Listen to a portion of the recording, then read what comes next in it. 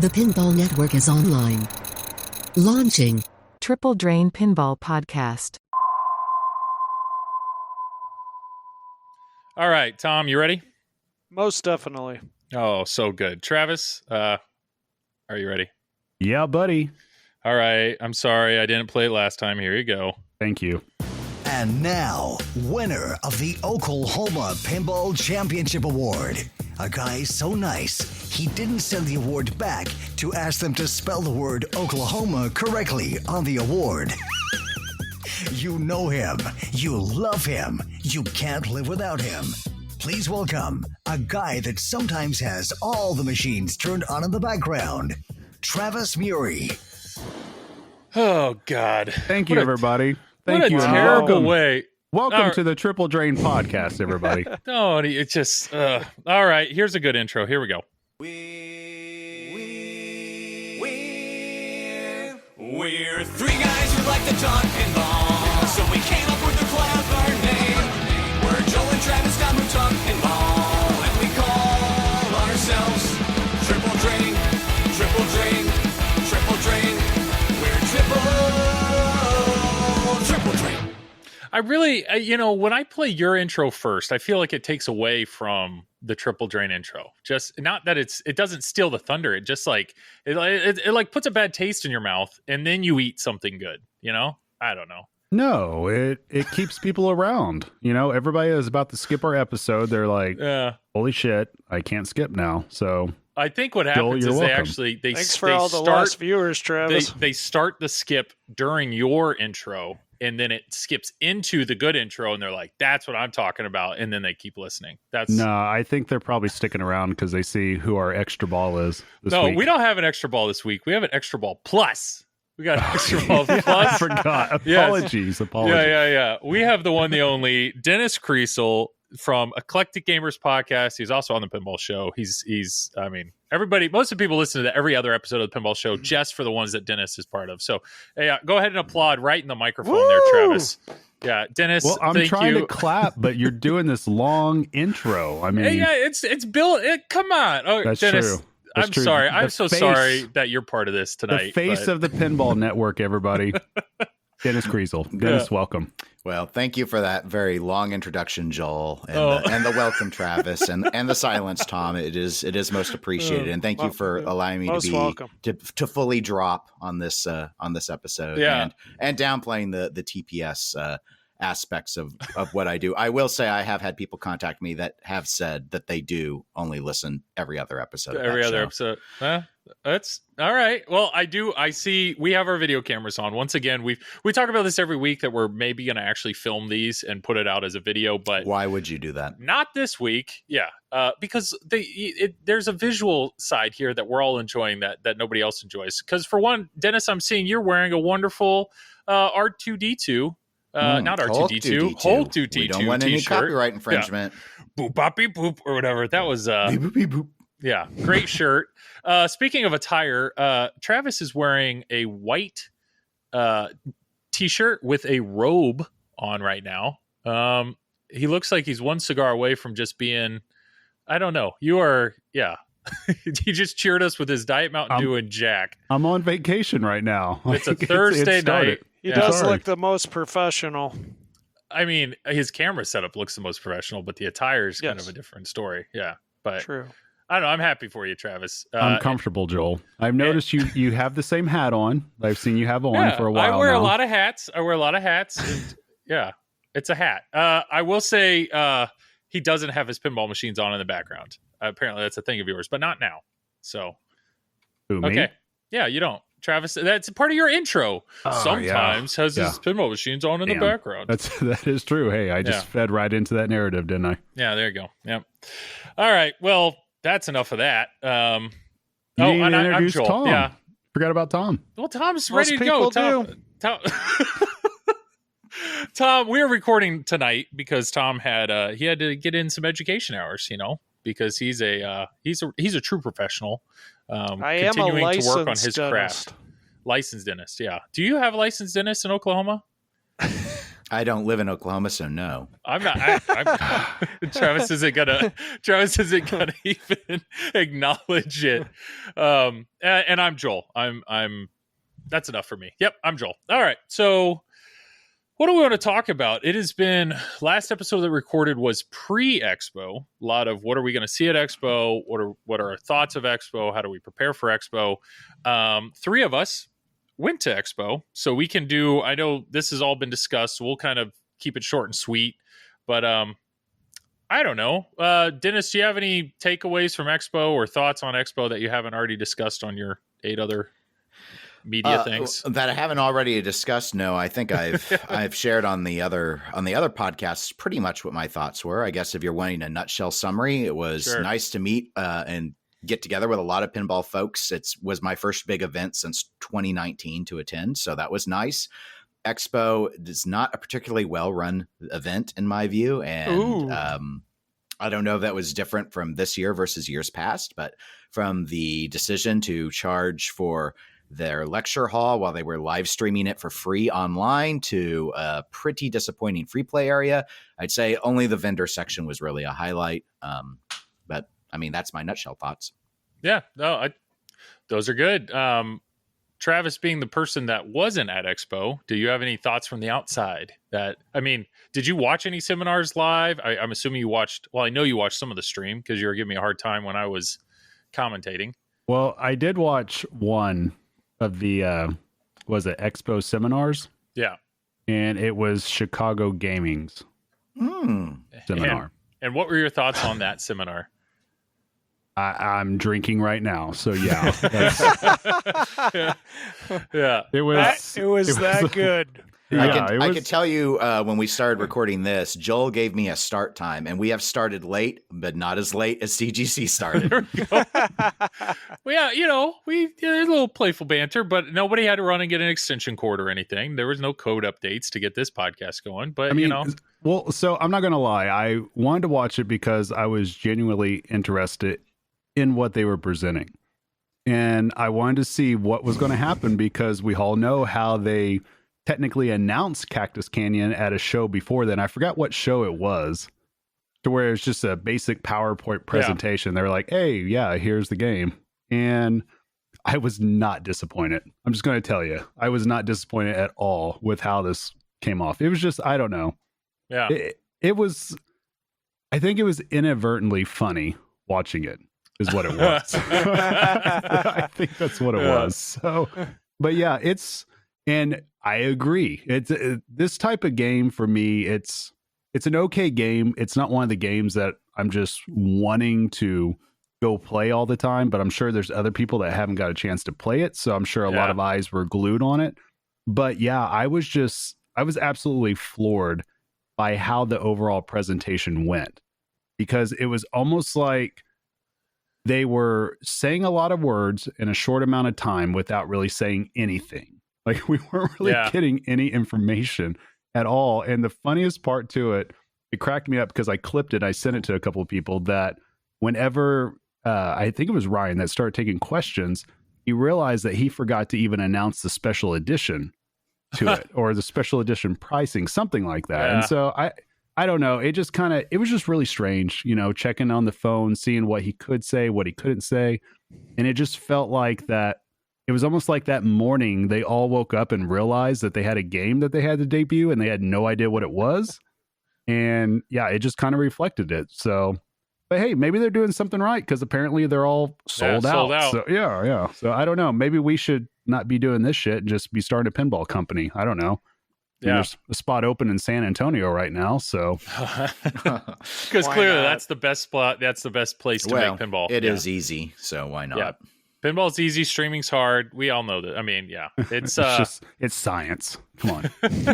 So I know I saw them wheel out the Cactus Canyons on the floor, and so to me, I was like, I don't care about an announcement. I'll just play the game. And Zach, to his credit, his little sizzle reel was really well done. And obviously there's some backstory to that. He made that in like 30 hours. He was told about it a few days before Expo and like drove up, got the machine, drove back, made it just in one go. I mean, his sizzle reel was great. I heard that playing the sizzle reel during the announcement did not go well. But luckily his release on YouTube went fine. And then nobody saw Zach for like the rest of the day because apparently he was in his hotel room taking orders. So the reveal did well enough that the games were selling. So I don't know. I mean, if we want to talk game reveals, it's who's done it right. Was the last good game reveal what, like Jersey Jack GNR, right? Yeah, probably. I mean, they seem to be doing it in a way that makes sense to me on all levels. Stern's reveals aren't terrible, but I still really question a lot of their decision making. Like, they seem to be just sort of in this rut of, and maybe it doesn't matter. I mean, when you're backlogged 5,000 games, I guess it doesn't matter how you're. It's the same with, you pointed out, Joel, about Zach not being on the floor. But what was he there on the floor to sell? He sold all his Escaleras the first day, and there was nothing else left. Yeah, good point. He was there to sign T-shirts and kiss babies, right? I mean, that's the... And of that 30 hours of editing, do you think that 15 hours was him figuring out that smoke transition? Because I do. I think that. So you take that out, and it doesn't sound nearly as impressive. As cool as it was. Best video transition ever. You know what? I'd be just like, George Lucas does screen wipes. He made $1 billion+. Screen wipes will work. Yeah. I don't know. I mean... I enjoyed it, but I get it. I get what you're saying, and I know Zach's shaking his head right now, but deep down, he doesn't listen to this show. Oh, he listens to every show. Zach, what else do you think he's doing these days? Right? We're everybody's sixth favorite podcast. I don't know what you're talking about, Dennis. Sixth, at least sixth, right? At least. Well, we're behind EGP and no, you're not. TPS. No, you're not. So. Just another pinball podcast. Remember that? Sure. Yeah, remember when that guy used to do things on his own? He interviewed Gomez and everything. It just went downhill ever since. And then the next thing you know, you had just another YouTube where he spent 75 minutes going through every single Toidle's achievement in Connected while the programmer for Led Zeppelin was in there begging for scraps. The programmer for Turtles was in chat as well. That's why I went over. And we know which one you favor based off of your reactions. Okay. Yep. It became the Joel and Dwight show. It did. I will tell you right now, Dwight actually listens to this show, because when I saw Dwight at Expo, he said, I just want to let you know, I'm actually in the middle of your Triple Drain episode right now. And he pulled out his phone, and he really was. He was in the middle of Triple Drain. He goes, I like the show. I will tell you, the first few episodes were a lot of inside jokes. I really wasn't following it, and I kind of gave up on it. I was kind of out on the show. But you know what? I kept listening, and now I like it. So we're doing something right. Episode 1 was Zach Mini, so that's apparently how we started. We started poorly, is what it sounded. What were we talking about? Sharing hot tubs and whatnot. Yeah, episode 1 of Triple Drain. Yeah, that sounds horrible. I'm glad you don't do that now. All right. Well, I have no transition here. Expo. I will say, Tom. I've said this on stream. Your stream of the tournament was fantastic. I was thoroughly impressed with your entire setup. I commentated for about, an hour. Travis watched that hour. He was heckling me almost the entire time. It was great. And Expo for Dennis and I was all about walking the floor, talking to people, playing some games. Expo for you though, Tom, you're just tournament mode for 4 days straight, right? I mean, yep. Yeah, I went to the vendor hall a couple of times, but just chilling for a little bit, but that was about it. I didn't even see Dennis at all. I saw a lot of them. I popped into the tournament because I didn't play in the tournaments. I did pop in the area a few times and talk to some of the Kansas City players who were participating. And I will say that the Kansas City Discord we have for pinball was pretty pleased with how the streaming was. Out of Expo, those aren't the most ideal conditions to stream under. I just only wish Tom had taken the time to fix C-Ray. Yeah, C-Ray was a questionable working game. C-Ray was shit. Let's just say what it was. It was horrible. It was so bad. You know what was hilarious about C-Ray and the classics? So I woke up. And I got up and I decided I was checking out of my hotel early and I'm like, I was talking to Neil we're walking down, and I'm like, I'm gonna go and just see, go in the tournament area. I wanted to check my stuff because I had left some things out, and there were a lot of people in the tournament area. The women's tournament went till 3 a.m. And there were people playing the games because the vendor hall had closed. So I went in there and everything was fine. And I look over at the classics games and they had 5 of them, and 2 of them are broken down. And I just looked at Neil and I'm like, aren't we supposed to be streaming classics this morning? So I went up to the guy and I was basically like, I don't think you're supposed to be taking those down. And he proceeded to tell me, yes, he was, and I'm loading these up right now. And I said, okay. So I ended up getting the people from Tilt to basically stop him from ruining the whole classics tournament. So that was kind of funny. So Tom, you're telling me somebody was trying to take C-Ray away and you didn't let them? That is correct. Okay, so everybody, you guys have heard this here. You can blame Tom for C-Ray staying in classics. Okay. That turned out to be very dramatic. I thought you were going to say you'd left some stuff, came back down there, and they all had Rob Burke stickers on them. Yeah. Did. Well, I don't know. All in all, though, Tom, fantastic job. Thanks. I don't know. It's clearly a thankless job because it is nonstop, and I understand that's stressful.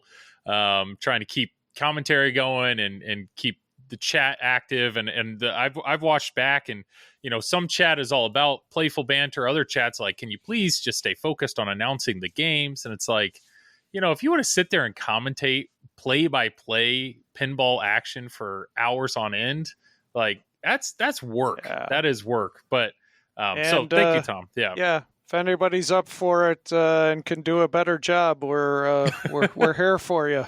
Yeah. But what's even crazier about that, so you did Expo, and then what was it, the very next weekend, or was it 2 weekends later? You were the only one that went, but you went to Midwest Gaming Classics as well. The very following weekend. Very next weekend. But you didn't stream that. No. I did not stream that, no. So, but you were there for a big announcement, though, right? Oh. Yeah. What big announcement? Cactus Canyon SE Plus. Oh, that's announced true. Plus. Plus. That is true. I was there. I didn't hear it as an announcement. It was more of an email from one of the distributors. Did people just lose their minds? Have you placed your order, Tom, for the Plus? No, I actually have an elitist. LE on order. Oh, you do? Knew it. Yeah. No, what was it? You like weeks ago were like, I don't think I'm gonna get one.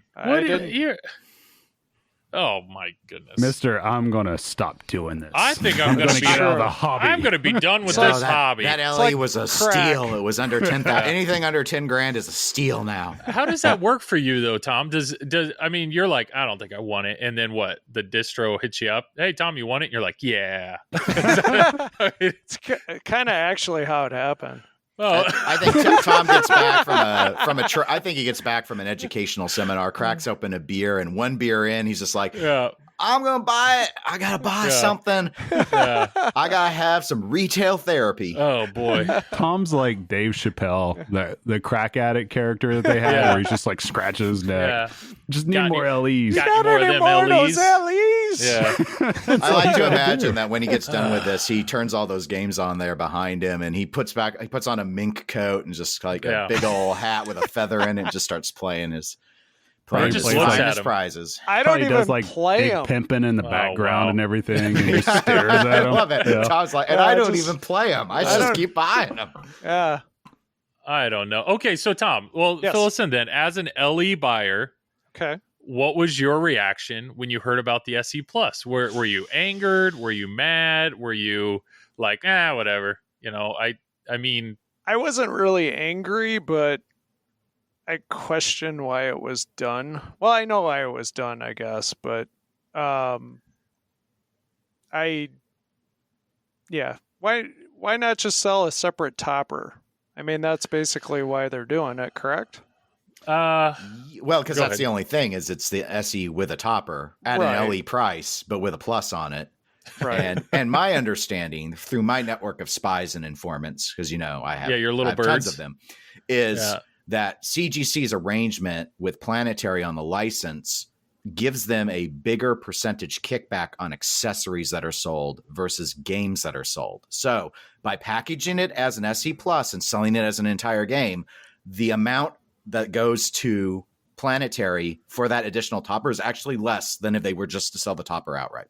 That is what I've been informed.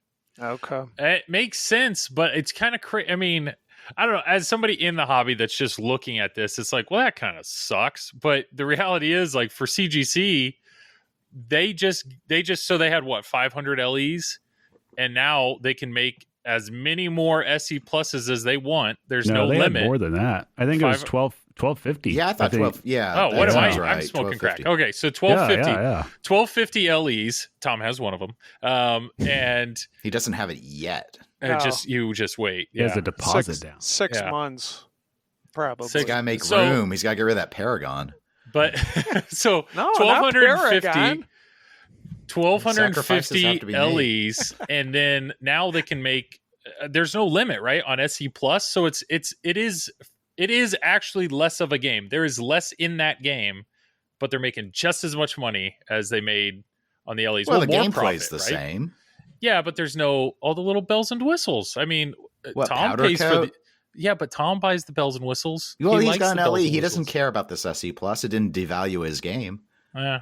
No, it made his game worth a lot more, I think. If anything, if you're an LE buyer, you're jumping for joy. Excellent. I think you should be that an SE Plus exists. Because right now, that means a bunch of people are going to be buying this game at MSRP, right? And so if you have your LE new in box, or even if you have it used after a while, the value went up at least $2,000 to $4,000. And it's already been confirmed on a third-party market. People have been selling it between $13,000 to $15,000. I think the thing that I would be concerned about isn't about this game, but whether there would be an industry-wide impact. I'm not saying there would be, but I wonder. I have to wonder about these things. If there would be an industry-wide impact based off of if the SE Plus actually does well on sales. And the thing I'm thinking of is, everyone had always pointed to that when Jersey Jack entered the scene, that Stern raised their prices because JJP taught them, hey, look, you're not charging enough. You can charge way more for people. Imagine a world where the only difference between the SE Plus and the LE is the SE Plus is the same exact price, and it's a regular SE with a topper as an LE. And then Stern's just like, all right, we're going to start selling premiums at the LE price because y'all do it. I think that's correct, because I think, if anything, Godzilla kind of showed this, that we still have not found the ceiling to pinball. And I think GNR CEs showed this also at 12.5. I don't think we found the ceiling quite yet. Look at all the people that were desperately trying to claim there was like a huge increase in the bill of material on Godzilla Pro versus Mando Pro. It's not there. That's not true. But people, they look for it. They need it. They want to rationalize that this has gone into the games. And Stern's been transparent about it. They're like, no, we have new supply costs. And then, at least $200 to $300 went to cover that connected system. So, well, that's why I'm glad you brought that up, because that's something that I was kind of thinking about earlier. And I think we can kind of dive into this a little bit. The other thing about Chicago Gaming Company pricing their SE Plus at the same MSRP as the LE, and yet they don't have all the bells and whistles as the LE, right? It makes you wonder, like, how much of a markup is there truly, and how much was the LE actually to put together? Because I've heard from various dealers that there's really not too much margin built in there for the LE itself. So I'm really curious to see how much the SE Plus actually costs to put together in order to get to the price that they got to, and how much is the LE actually together bomb wise. So, I'm wondering if the distributors, when they, their profit margin, is it exactly the same as it was on the LEs? Are they still only getting that same percentage, or are they getting a bigger amount, since we know the end price to the end user is the same? Is CGC pocketing this whole difference, or are they sharing that with the distributors who might have felt like they didn't get enough on their LEs? Well, that's a good question. I mean, none of us are distros, so we don't know that, but I do think It is interesting to me that when this news came out, Dennis, you and Zach talked about this on the Pinball Show, and Zach went the complete opposite direction. Zach said the SE Plus just devalued the LE by the cost of a topper.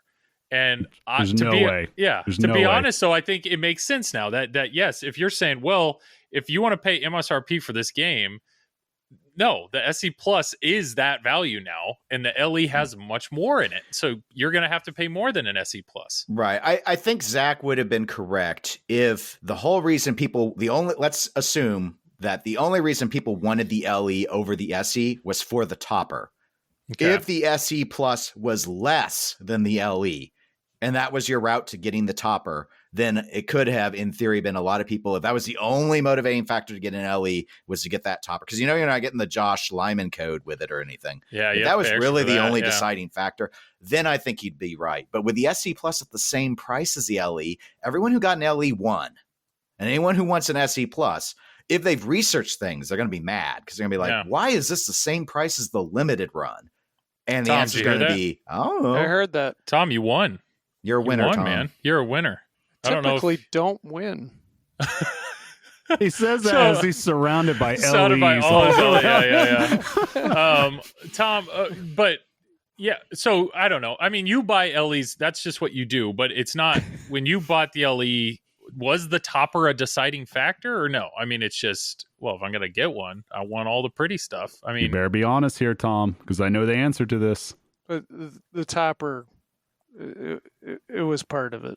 It was the fact that the arms move in both directions, right? Like a realistic direction and an unrealistic direction. I know that's what Dennis really loves about the topper. It's such a goofy, fake looking thing. Does it really do that? Because I was wondering. Yeah, look at his scissor reel. No, look at the scissor reel. I thought it was just broke. No, it really does that? It really does. I think the actual reality is the motor only goes in one direction. And so if the arm goes up, it can't go down. So they just got to keep spinning it around to get it back into the regular spot.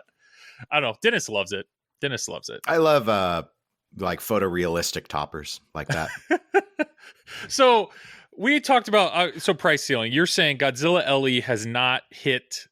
They all sold out, even though and even premiums, the pros, everything. So Godzilla, the pros, premiums, LEs, they've all sold a ton, even though there was a huge markup in cost.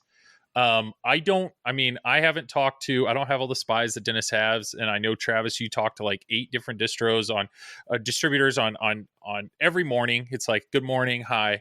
And I don't think these price increases have really hurt sales, even on other titles that are not even going to, that will be manufactured next year.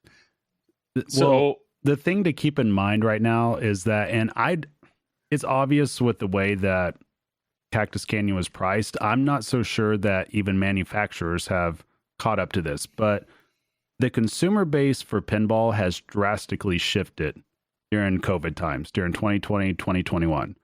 And there is a crazy influx of just new people in the hobby with a lot of money behind them.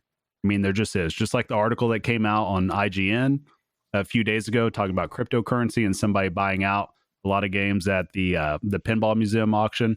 There's a lot of people that have a lot of money that are buying games left and right. I've talked to several people that didn't even start in the hobby till after everything shut down, and they just started summer 2020, and they already have 15 plus games. And we're talking, LEs, premiums. They're trying to find everything that they can find. So a lot of people have gone down the rabbit hole. And just to give you an example, I know for a fact a Mando LE new in box just sold for $18,000 last week. What? New in box. Yes.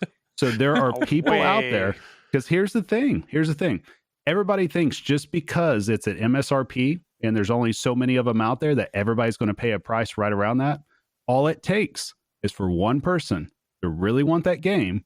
And when that one person has a lot of money, there's literally no difference between them paying $10,000, $11,000, or $18,000. When you have a $5 million home, you don't care. You do not care, and you want the game and you want it now. That's the prices that people are paying right now, and it's happening in real time, and it continues to happen. Just look what happened with the auction, Tom. Like, everything went crazy. Back to the Future was what, like $8,000? The Data East ridiculous. one. I mean, it's something nuts. So, I mean, that's where we're at right now. Well, I mean, if a lot of people have been rumoring Back to the Future coming out sometime soon, so it sounds like an 8,000 Data East Back to the Future will actually be the cheaper Back to the Future at some point, because the way these price increases are going, I mean. That's true, but no matter, I don't care what price you get that Data East one. That dog don't hunt. So, well, I understand. I mean, Tom, we obviously give you a hard time with your collection, and you should be proud of your collection. It's an awesome collection. But I understand. Like, I got into this hobby a few years ago, and I mean, even still, I am every pin that I buy or flip, I am counting every single dollar. I am trying to make things to build up my collection, and I am not at that point where I can just like, why not? I'll buy it. I mean, and I feel bad there are people trying to get into this hobby. And I know that because on Discord, I'm part of the pinball community Discord, and it's great. And there are people trying to get into this hobby, and they're like, I can't get in it. Like, I cannot afford to get into this hobby right now. There's no used pins that are in a decent price range. There's new. I mean, you can't even if you want to buy new, it all depends on who you know and how quick you get on a list. So it's very, I feel like we have very, I don't know, segregated is not the word I want, but it's just like there are two spectrums here of people trying to get in, and then these other buyers that are just an expensive hobby. Yeah. It's an expensive hobby because you go year over year, everybody has said the same thing. It just happens to be now that obviously prices are way up because of inflation and a lot of other reasons, getting raw materials and all that. But Sure. I mean, year over year, I mean, it was the same thing when I was looking at getting an AC/DC nearly a decade ago now, or maybe it was a decade. I mean, even on the message boards then, everybody was talking about how expensive the hobby was. And it's not near as expensive now. So that's always been around. I'm sure Tom, who's been in it for a long time, he could probably attest that some of the games that he got early on now that are just absolute stills, I'm sure back then there were still people around saying, hey, this is an expensive game. It's not necessarily cheap. So it's easy to kind of view this through the 2021 prism of everything. But I think this has always been an expensive hobby. It just happens to be to where this hobby is very much to where people can buy games online readily now. And that's the huge difference. There's been an explosion of online content. Even us doing what we're doing now, we're reaching new people all the time. Even if it's just one or two people, it's still one or two people that get the bug and want to get something or want to look at something. So I think that it kind of adds to it, I guess, is what I'm saying, to where the prices will keep going up. And I think it's just one of those things that's just how it is in this type of hobby. True. So back in the wood rail days, Tom had it easier, is what I'm hearing. Yes. Yeah. Okay. We can still probably get you a good deal on a wood rail. Yeah. Gobble hulls are a huge turnoff to the modern player. So they're fun. Well, Spooky would have something to say about that, Dennis. Well, yeah. I got all the scoops. Who was that? It's me, Ultraman. It's yeah. Anyways, the only other thing I see, we have very little notes here for the listener, but the only other thing talking about, we have everything. We're professional. This is scripted, very scripted. Every one of these jokes, I mean, we're just we had rehearsal yesterday. Here's the real thing. I'm on line 437. Oh, of the notes? Okay. Yeah. He's Cody's. You've just met the chief programmer behind Legends of Valhalla, and that's the row he's currently recoding. Well, what I was going to say, Freeplay Florida. That's the only thing left convention-wise we haven't talked about. It's coming up. Travis, you're going. Tom, you're going. I don't know. What are you looking forward to? Thoughts? Get just people the excited. Tournament for me, but Disney World. I'm looking forward to that. Warm weather. Are you going to buy the pass so you don't have to wait in line? No, I go there just to go to Epcot to do a pub crawl all around the world thing. All the different beers of the world. Yeah. Yes, Joel. That's correct. That would be a pub crawl. I can explain things sometimes. There's some people that may not know that. Get some Jack Daniels in them, and geez. Yeah, his Jack Daniels and Mountain Dew, it calms him down and revs him up all at the same time. Yeah. Tom, would you like to come out with me to Epcot? When are you going? I am going Thursday morning. No, Staying there all afternoon. Yeah, I too love to do my pub crawls at about 6 a.m. Thursday morning. I will be there till Thursday evening.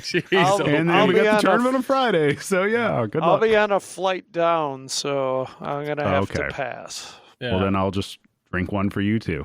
That's so, Tom, you said the tournament. Are you streaming this tournament as well, or you're just playing in it? No, okay. I think Pinball Asylum, I believe, is... The Asylum or Lounge? Or Pinball Lounge is putting it on. Pinball Lounge? But I don't know who's streaming it. Well, it won't be as good as if you did it, Tom. Burn. What if they're listeners? What if they're listeners? Well, then it's motivating. Let's see if they can. Maybe it's demotivated now by Joel just shitting on you. I would have heard that, and I've just been Thanks, like, well, Joel. Now everybody in Florida is going to hate me. I guess me and my Logitech 920 should just give up. Yeah. Oh man. Yeah. All right. Well, and that's Freeplay Florida. There's Freeplay Florida. Yeah. If anybody sees Tom and Travis, feel free to ask Travis about his pub crawl. And if you see Tom, tell him, "Hey, I wish you were streaming right now." That's all he needs to hear. That's all he needs to hear. Well, let's go ahead and roll into we received some so we've received some feedback where last episode we did not do a triple combo. And I know there are some people that feel like you're the worst, Dennis. What? I thought Travis was the worst. Some people, David Dennis is the worst. Some people are like, triple combo, where's triple combo? Or they're requesting games for triple combo. There's a lot of people that really enjoy triple combo. No, I know when we released the first episode of triple combo in our TP and Discord, Dennis here was one of the first to say, like, talking about the same game 3 different ways is kind of a lot of talking about the same game. And with no images, you're asking people to know the layout, imagine it in their head, try not to crash their car while you go through it thrice over. I'm just telling you, logistically, it's a mistake, but it's your show. Do what you want. All right, so I'm only here to be honest. Hey, I appreciate you're just spitting facts. I appreciate the constructive criticism. I'm just a truth seeker. Yeah, that's fair. Why don't you? Zach should have made that hat, right? Instead of what is it? Moment maker, truth seeker.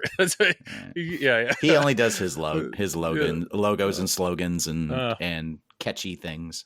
So what I will say is, our least favorite person, David Dennis. He decided to talk smack on TPS, and he was saying something about it being, we were talking, Zach said, what if the next award show had favorite pinball podcast segment? And I was like, well, we got Tom Talks. That's a shoo-in, or at least triple combo. And David Dennis came in saying, I don't know. It was dumb. It's typical David Dennis comment.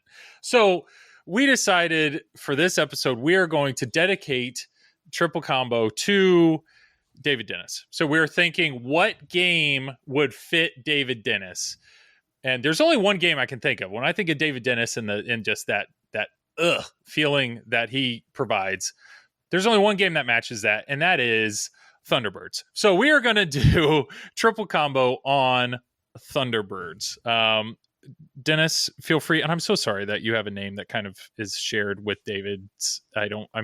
But anyways, Dennis, if there's anything you want to add into this triple combo, feel free to add to the segment. I've never actually played Thunderbirds. It was at TPF in 2019, but it was broken, so I wasn't able to play. The ball this will probably be beneficial to you. Sounds really well, that's good, what I heard, Tom, but I still was like, part of doing podcasting means sacrifice. And I was willing to, because it is the easiest thing to do in the hobby. And I was going to do that one easy step. And unfortunately, the ball was like balanced on a palm tree or something. It was stuck out. I mean, you could see it was just not in the field of play. So anyway. All right. So David Dennis, this triple combo is dedicated to you. So here's another good intro.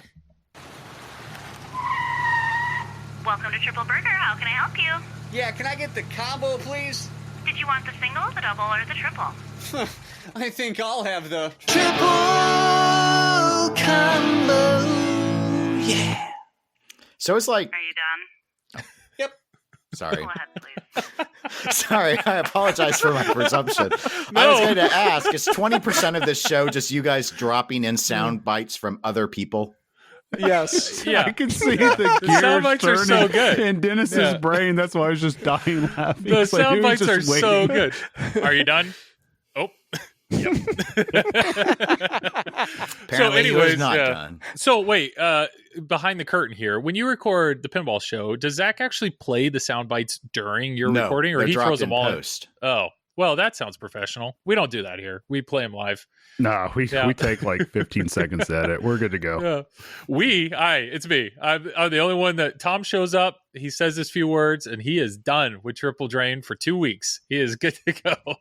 All right, so Triple Combo. My job is to talk about how do you approach the game from a novice level. So if a beginner, friends and family was stepping up to Thunderbirds, what do they need to do to have fun?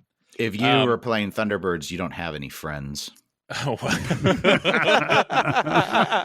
so my suggestion is you look at the game, you take a sharp right, you head towards wherever the cord is plugged into the wall, and you unplug that. That is how you get your friends and family to have a good time playing Thunderbirds. Then approach literally any other pinball machine, and it will be a better time. So that is the I don't know. Did I miss anything there for the novice approach? No, that's pretty good. That's pretty fair. Yeah. Okay. Pretty fair. Okay. All right. So that's it for novice. Wizard mode. Who's on wizard mode? Am I on wizard mode? Yes. Yeah, go for it.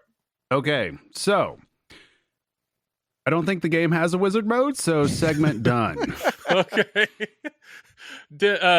Well, Dennis, you didn't have a chance to see the wizard mode because the game wasn't working. Yeah, right? I'm afraid I have no tips on how to play this. I do take it back. I did play it one time. Yeah.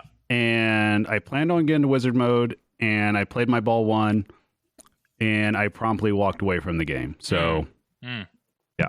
Okay. Well, I don't even know if it has a wizard mode, but if anybody owns the game, please put the time in on it. Go ahead and play it nonstop. And if you're still alive after you're done, please tell us how you got to the wizard mode. I'd like to know. So is spelling International Rescue not the wizard mode? Because that seems like a lot of work. It might. I think I don't know. I spoke with someone who has this game, and he modified his and put a spinner on that center ramp to help him spell. The spins help spell International Rescue, and he said it made it a lot more fun. Yeah. Oh. And good. supposedly that was Mike from Homepin's original plan. Was supposed to be done via spinner? That was it? Interesting. That's So why did according he to take this it person out? who did the mod. He's like, this is what they plan to do with the fact. I don't know why they ended up doing They that. decided it was just too much fun. They were just like, this is too much fun. Just F it. F it all. But all Let's of a sudden, make this game International so dull. Rescue with spins makes a whole lot more sense Yes, than it shooting does. that ramp to oblivion and waiting to get your ball back and try for one letter. Didn't Mike at home, wasn't their whole thing they wanted to manufacture all their parts? So maybe they just couldn't figure out how to make a spinner. Joel, the important thing is to get to the wizard mode. Yeah. You just don't. Got You it. just- And you just stop. I feel bad. I think I rushed through my segment because one of the key parts was do not let your friends or family touch the flipper buttons because apparently they are sharp and they are not comfortable on the fingertips. So just another important step. I think they're like convex instead of concave or something at the center. So the flipper buttons are like the David Dennis of flipper buttons for Lord. pinball. I mean, this whole game, right? This whole game. Gotcha. I think we can all agree David Dennis would be a better person if he had a spinner. I'm just saying. I mean, it would be an improvement. Doesn't matter where it goes. It would be an improvement. So let's move on to tournament strategy. All right, Tom, you and Escher are going at it. You made it to the final two. Congrats. Time to play Thunderbirds for the win. What's your strategy here? You walk up the machine, turn it off, and look for another game to play. Okay. That sounds... I don't know how well that... I mean, is that a viable tournament strat in normal play? You just... game's broke. Time to find another one. It would be for Thunderbirds. There would be exceptions to the TD of the would allow that. Okay. Tom, would you take the red card and just take second place to avoid playing Thunderbirds? And probably Escher. Oh, yeah. Tom, I'd like to know, what would you do if someone was let's say you were streaming, but someone else was organizing a tournament at District 82 and they put Thunderbirds in the tournament? What would you would you intervene? I try to. Dennis, it's almost as bad as having Jetsons there, and that was actually at District 82. He had Jetsons, and he also streamed Police Force. Also, poor furry cops. I've had to play that in a few tournaments actually. Well, any last words? Dennis, was this an appropriate amount of time for a triple combo? I think we actually ended up dragging it out a bit. But that is partially my own fault. And the only way to drag it out a little bit longer is to insert another soundbite. So here we go. Oh my God.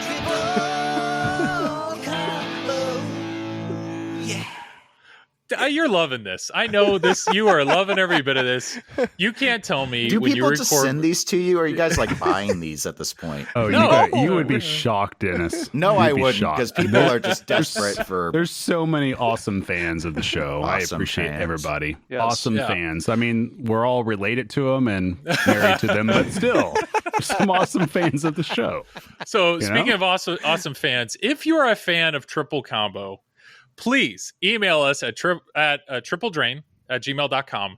While you send that email, go ahead and CC silverballchronicles@gmail.com and say something along the lines of like, hey, Triple Combo is my favorite segment of pinball.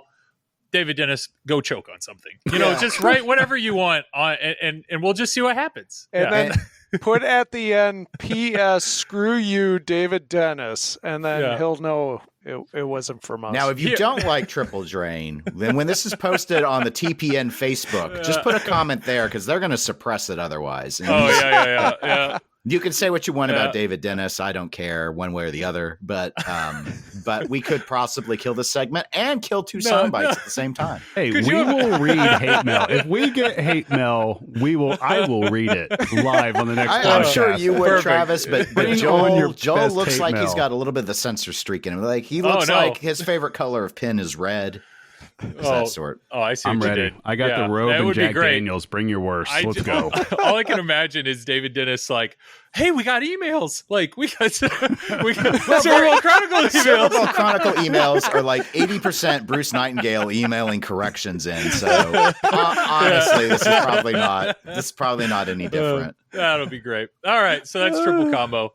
So let's roll into another segment, which we don't have a soundbite for. And believe it or not, Dennis, this is all for you, man. This is an idea popped into Travis's head a whopping few hours ago, and it's all about how do we get the guest. Normally we have an extra ball and they contribute, but you're the extra ball plus, so we want just that little bit more, and we're gonna pay the same amount, but we just want that little bit more out of you. So. Well, I don't know. You called it hot takes. We could probably think of something better. But so yeah, buckle up. Really, each of us have one question for you, and we just want your opinion. So I don't know, Travis, this is your segment. Do you want to go first?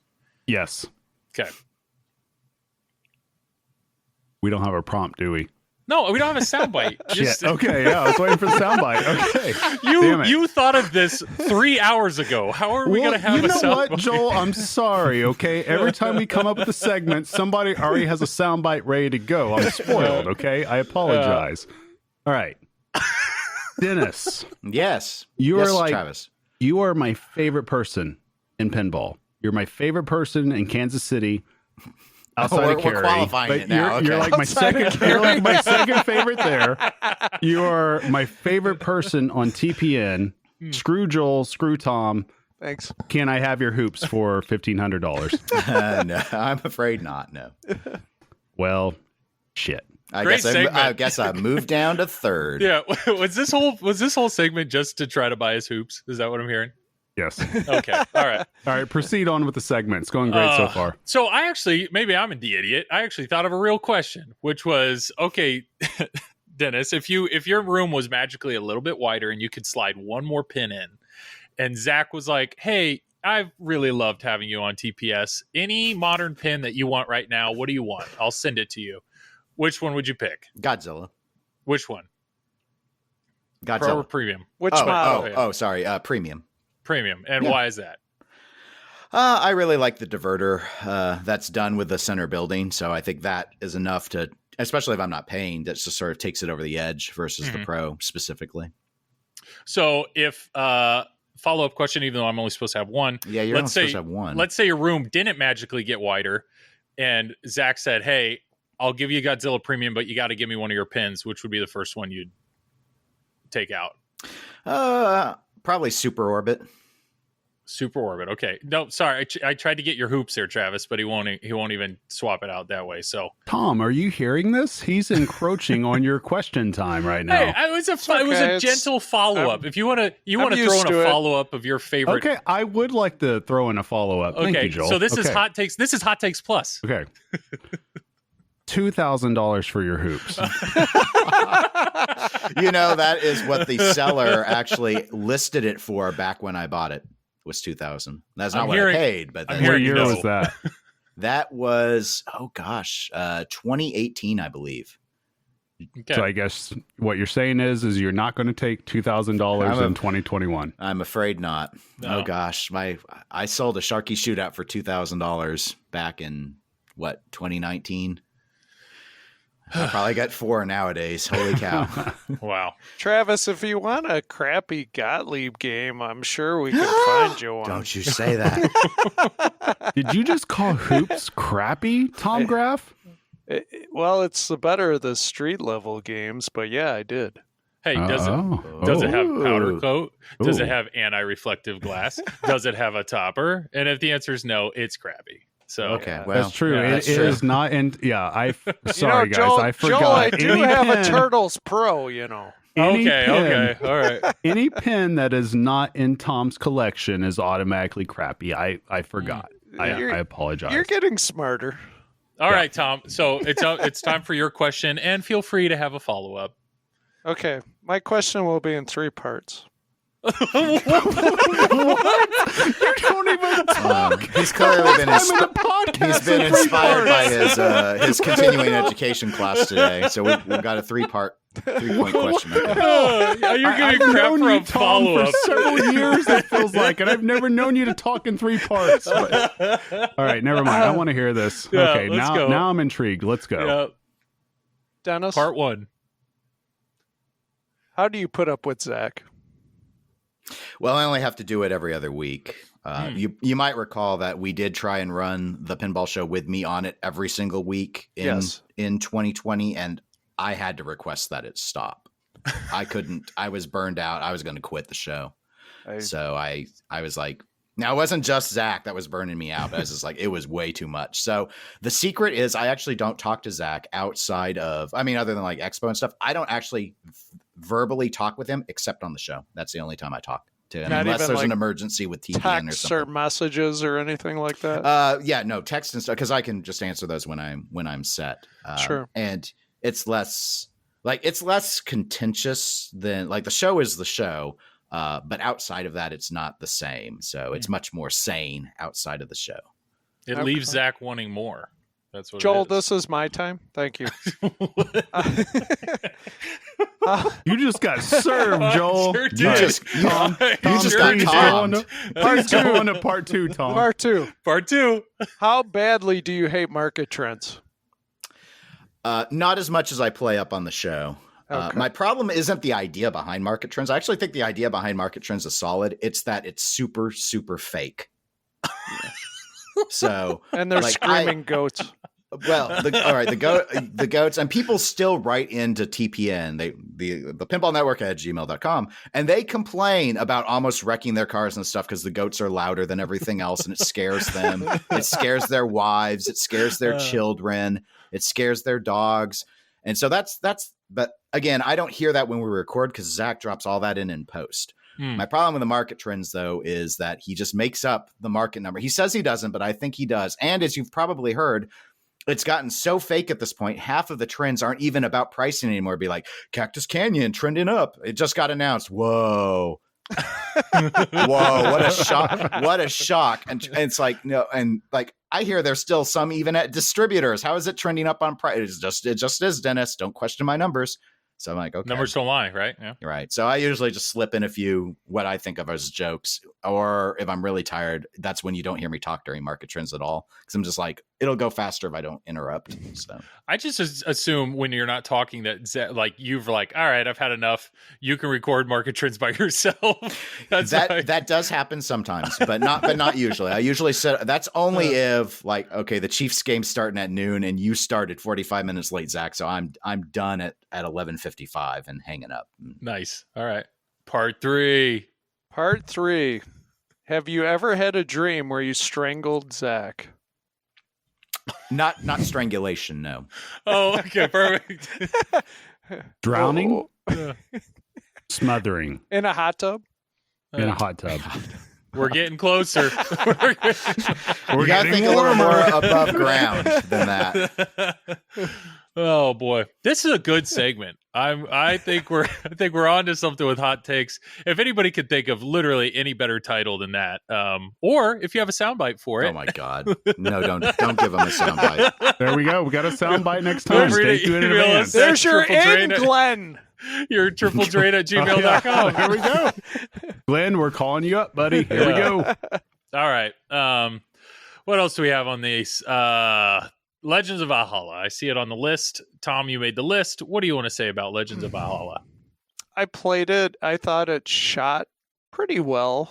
My only complaint is there's like 22 modes or something like that. It just seemed like it was shoot this flashing light kind of game, and I didn't know. Did you play it, Joel or Dennis? Yeah, I know Travis. Yeah, I only got one game on it though. Yeah, I played a couple, and I just thought to me it seemed like a little unfinished, but I was just wondering what your thoughts were. So once were. you got through the 22 modes, there was just nothing left. Correct. Well, here's a good question: is Bowden coming in to refine the code? Is he associated with? He wasn't hired for all? rules. I think he's like a marketing. I don't want to. I can't remember, but I don't think I don't think he was listed his job title as rules there. That's what I was always just thinking. Yeah, I was always just thinking that that wherever he would end up, I was trying to, when everyone was speculating, oh, what's going to happen with Steve after Deep Root? I was always in that box of, well, I was only thinking rules, and that meant, well, probably either Spooky or American Pinball, because they were the only ones where I thought they might have rules people that didn't have to be computer programmers too.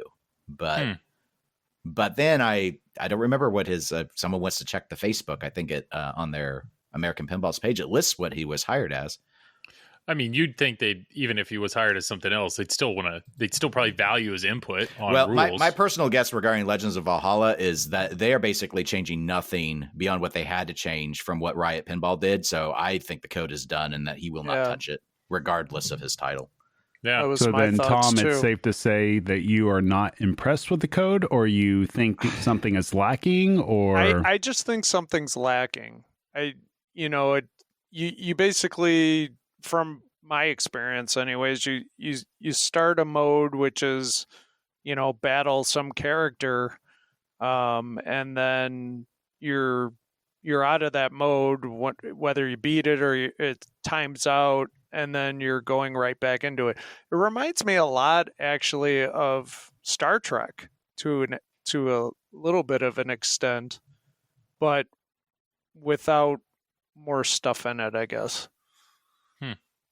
I know I only played a few games, and it was easy for me to like, oh, it looks like I hit one shot and boom, I'm battling this person, but this person doesn't seem, besides a few different shots being lit, I didn't see much variation there. But what I will say is there were a few, because the TPN booth at Expo was literally right next to a bunch of Valhalla machines, and there were a few of the other TPN, some of the more competitive players actually were like, I'm actually liking this now. Like once they learned some of the rules, there were things about it that they started to enjoy.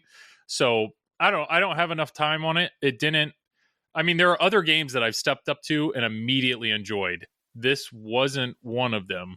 But with that being said, there may be something there that I just haven't. I don't know. What did you not like about it?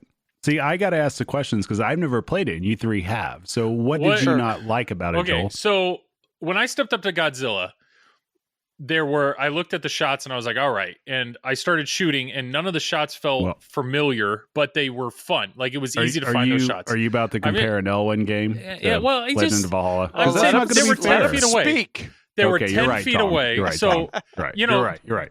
Apologies, Joel. Go ahead. Let's talk about how great Godzilla is. Just because the shots weren't, like on Godzilla, just because the shots weren't where I assumed they were when I first started flipping, doesn't mean I didn't enjoy myself. When I stepped up to Legends of Valhalla, there's a center ramp.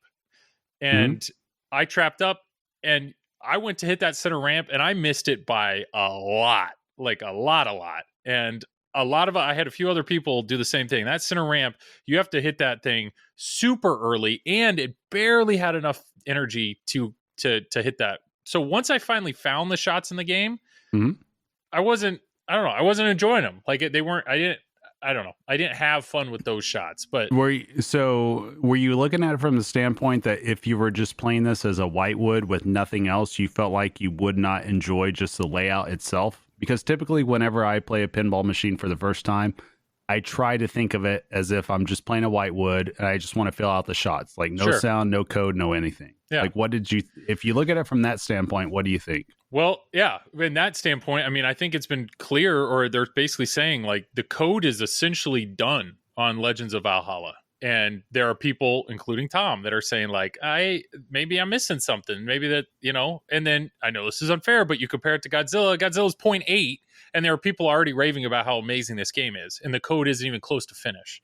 Right. But I mean, to be fair, Letterkenny reference there, that, if we compare anything to Godzilla, it's just not going to be as good, So let's look at it this way. And Dennis, this is a good question for you too, since you played it as well. I think you said one time or two times, however much you played it. Just one for me. One was enough for me. So if you compare this to anything that's out currently that's new, that's not Godzilla, how do you feel, Dennis, that this stacks up compared to everything else that's currently out? I thought it was fine. I mean, geometrically, I did not find all my shots in one game. However, I thought that it was a reasonable shooter from that perspective, and I just didn't have enough time to really get a read on the rules. And I thought that I kind of understood I felt that they didn't seem to know, like they didn't have a plan to take advantage, probably because of the size of the team, to take advantage of, say, the screen, for example. And so you see a lot of static imagery rather than going with animations because that's what they were equipped to do. So yeah, I think that layout, it's a lot of shots were sort of towards the back and such. I think the layout's okay. I think that people can walk up to that and probably be like, you know what, this shoot's okay. They'll probably be saying, okay, yeah, it's not a Godzilla. Maybe they enjoy the Mando shot more, and maybe they think TMNT is an inferior shooter comparatively. Maybe that's kind of where I would sort of place it. And then you can start saying where rules start to make a difference, of course. So yeah, I just thought it was fine. It's fine. What's the straight down the middle approach? It's a B. Well, they'd give it a B plus, but maybe I'd say I'd say somewhere in that like B- to B range on the layout seemed reasonable, relatively safe. I can't say there was anything like in the homebrew section that was creative about it, but it also wasn't like a mistake either, where you're like, so no, we don't need a wrestling ring at the top of our game. So what was one of the machines at Expo that you actually played more than once? Like what was you're saying Legend of Valhalla didn't give you enough in that one game to want to play it again or wait in line again or push start again? What was a game that did make you want to play it more than once? What new game? Yeah, that's the important part. What new game? The only new game I played multiple times was Godzilla, manufacturer game. I played Castlevania twice. Yeah. I heard Castlevania for everything. I've heard multiple people tell me that game was actually really, really good. I enjoyed it, which is why I played it twice. Hey. There you go. That's what Dennis does when he enjoys something. And then I went over to play roller disco. Yeah. And I have checked. So Steve Bowden's title at American Pinball is Corporate Account Manager and Creative and Marketing Consultant. That blows my mind. I just would have figured that he would have been a part of rules and stuff like that. And it's not because of Deep Root. It's because if you ever talk to Steve Bowden, his pinball IQ is just off the charts. Like he just exudes pinball, and he has high-end knowledge. So I'm very surprised that that's his title. Well, maybe the creative part of creative, and they're doing creative ampersand marketing consultant. So I construed that as coming up with marketing plans, but maybe the creative side is weighing in on suggestions on rules. But like Kugler is going to still be lead on a lot of that. If Schober's still there, lead on, on some games are I always assumed that American Pinball had enough. I mean, like, I always liked I didn't like Alien as a layout, but I thought Schober's rule set for it was good. And so I always thought that, at least with him, with American Pinball, that they had a strong rules guy. But of course, Steve's so into, and when you saw what he went into on what he planned with Raza and trying to make that layout work, I thought, he was really creative about trying to solve a lot of those layout problems that Raza had. And code can only go so far, of course, but he did what he could, and I think he did better than most would. So, but account manager. He's got go. But there's an ampersand in that title. I mean, it sounds like he's going to do This is a bunch really of stuff. long. This title is too long. He's the Cam Kamaka. That just flows right off the tongue. Yep. Well, I think it would be, we also have to put it out there too, that apparently from our understanding that American Pinball turned down the power to the flippers as well. So anybody that played Legends of Valhalla, you might have experienced it to a point to where the flippers weren't at their full power either. I could make my shots with it. So my misses were mine. They weren't. Yeah. They weren't So I mean, because that's one of the things I heard from multiple people that they were saying, the flippers were underpowered and they felt like they couldn't make the shots. Okay. And then I heard from other people as well. And I think, Tom, Joel, you guys know what I'm referring to here. We were told by other people that they heard from the American Pinball team that the flippers were actually turned down at some point. I don't know at what point that was, whether that was super early or later on or middle of the day, but keep that in mind. So if you were at Pinball Expo and you played Legends of Valhalla at some point, keep in mind that the flipper power might have actually been turned down. And we all know that if you alter the power of the flippers, that could drastically change how the layout actually shoots. Yeah, maybe they did that later. I mean, I did play it the first day that the vendor hall was open, and that was before all of the Valhallas were becoming Hot Wheels magically. So yeah, or even. And maybe that was because maybe the flipper power was blamed for why the magical Hot Wheels transformation was happening. I heard a lot of people commenting that, and this happened to me as well, the balls getting stuck in the lock mechanism on Valhalla. But when the game showed up at MGC, there were no problems. Magic. So, it's magic. Magically fixed. Did you get to play it anymore?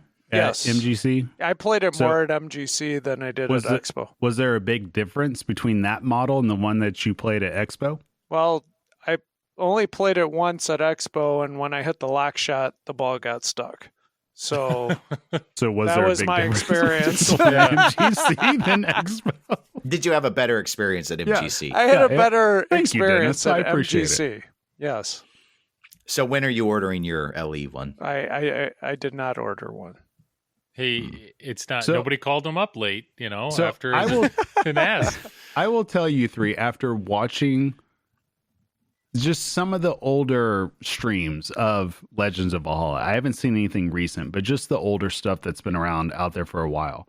The layout intrigues me. The theme doesn't really intrigue me at all. Rule set, I have no idea what's going on. I haven't dove into it enough, but the layout intrigues me enough. So what I'm kind of worried about when I had a Hot Wheels, the flippers, they were kind of all over the place. Sometimes it felt like they were overpowered. Other times it felt like they were underpowered. It was just the most bizarre thing. And I've had Jersey Jacks, I've had Gottliebs, I've had Williams, I've had Stearns, I've had, American Pinball. So it's just different things, just they shoot different ways. So I'm really curious how this shoots, because if the flippers are powered up properly, it looks like it could be a fun layout to me, at least. So, I mean, would you three agree that it could potentially be a fun shooter if the flippers are powered properly?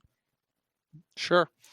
Yeah, but yes. So as I noted, I thought the layout was okay, but I don't think, compared to some other games that already exist, I just don't think this layout would blow you away. Yeah. Okay. Sure. I mean, it's like if you want, it felt fairly flowy, but if you want flow, you can always go get a Spider-Man or a Star Trek. Yeah. If you want to chase the blinky light, you can always get a Star Trek too. So you go. You're two for two there. The funniest thing, and I should have mentioned this during the Expo thing, I've heard from multiple people that they felt like the Sonic game was the game that shot really well, and everybody was pleasantly surprised about that. Did any of you three get to play that at all? I did not play it. I did. I didn't. You did? So, okay. So, Joel, how would you compare that against Legends of Valhalla? Because American Pinball announced that they were looking for potential homebrew pins for next year. So what do you think about that? I mean, if you're saying shot better as in did I make my shots? Yeah, I made way more shots on a Sonic Spinball, and that's because the guy who made it, Ryan, he basically said he wanted to make the game an easier pin. He wanted to make it more accessible to different ages. So a lot of the shots, I mean, it was far from like Houdini, where it was just crammed with tight shots. There were plenty of makeable shots. Those shots are findable on Houdini. That's right. True. My bad. But it's like the shot on Sonic Spinball with the right flipper. I mean, that it's huge. Like it would be hard to miss. So I have no doubt Sonic Spinball, I don't know if they made that a production game, would they change the geometry in any way to make it a little more challenging for competitive players or whatnot? I don't know. But I mean, I felt like a better player playing the Sonic game than I did Legends of Valhalla. The flippers felt good and snappy, and I mean, it felt I don't know. I didn't have any complaints with the way it shot or felt, the Sonic Spinball game. I mean, so if Sonic Spinball happened to be an actual production pin, do you feel like a lot of people that play it would thoroughly enjoy it, the way it's shot?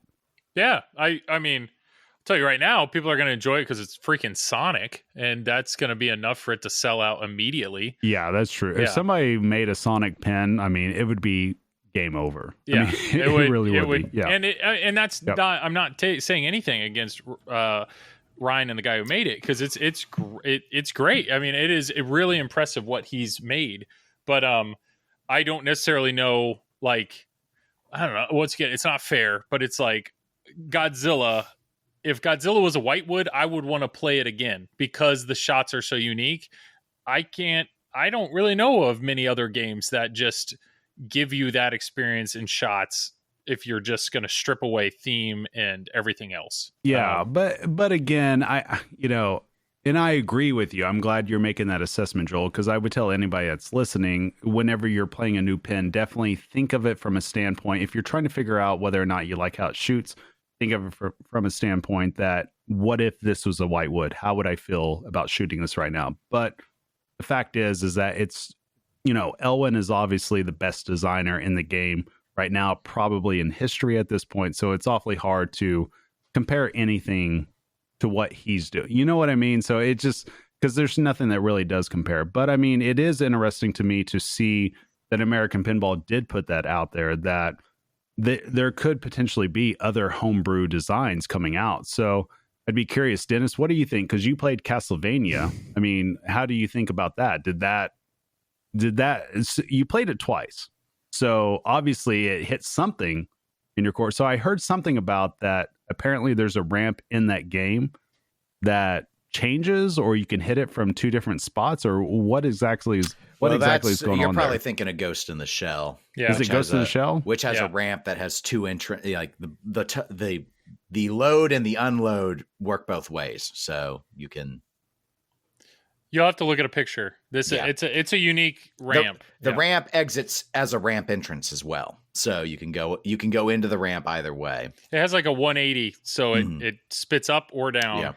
Yeah. Castlevania is the one where the left orbit is sort of guarded by a 2-pop against the edge of the game. The shots, it had a mix of easy shots and somewhat challenging shots, and it was just a different twist on the layout, and so was Ghost in the Shell. And that's sort of, I think, something that stands out with a lot of the homebrews. And, I have no idea what American Pinball does. I mean, part of the thing with Castlevania, of course, that would help it is, do you get to keep the theme Castlevania? Because that in and of itself is what most people are going to be interested in. Is you're seeing little clips from the video game of Simon's Quest or whatever one he was pulling from. while you're playing it. And so you're hearing the sounds from the video game, and, you got all that. Plus it was a fairly unique layout. It seems that by and large, most manufacturers, in my view, don't take particularly extreme, especially lower third playfield modifications. We've seen a little bit of toying with, like, that was the big thing with Rick and Morty was, hey, look, we got a pop bumper instead of a sling. Yeah. Like how Game Plan used to do it. But now, most people don't take a lot of those chances. I mean, that's sort of like that was what P3 did with, why can we have a screen here? Well, because people don't really change up the bottom portion of the games much anymore. So it's a safe thing to do. So yeah, I'm not saying those were that extreme of changes, but I'm not sure I'm rambling in the sense that I'm not sure American Pinball ultimately is going to go for a game like that. But it would be interesting if they would, but we'll see. I mean, when I look at Valhalla, I don't get, like, again, the layout. I think the layout can be fun to shoot, but I also, when I see that layout, I didn't just go, holy cow, this is something that's just blowing my mind. We got magnet Newton balls and stuff. No, we've got scoops that might not give Tom his ball back. That's what we've got. So maybe this is the question. Why did American Pinball decide to make this game? Like, what was, I know, like, Stern's all about, we got to keep the line going, and they're having no problems doing that. But was American Pinball just, is it, do we need to keep the line going? Here's a game that's 98% done. It's good enough. Or did they really see it as, like, I see a high demand for a Viking themed game? I think your former presumption's correct. I think they need to keep the line going for a while. They're trying to get geared up to do the Dennis Nordman games. Mm-hmm. And I think that, let's see, because I want to think I had heard that, what was it?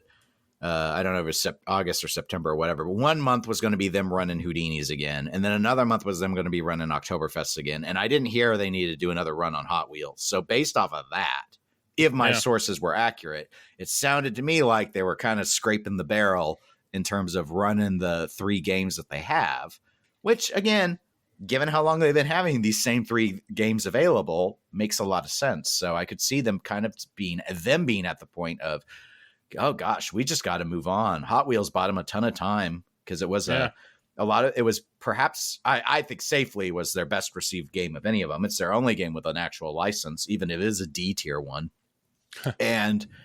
But at some point, I mean, they'd been running it for a year and a half.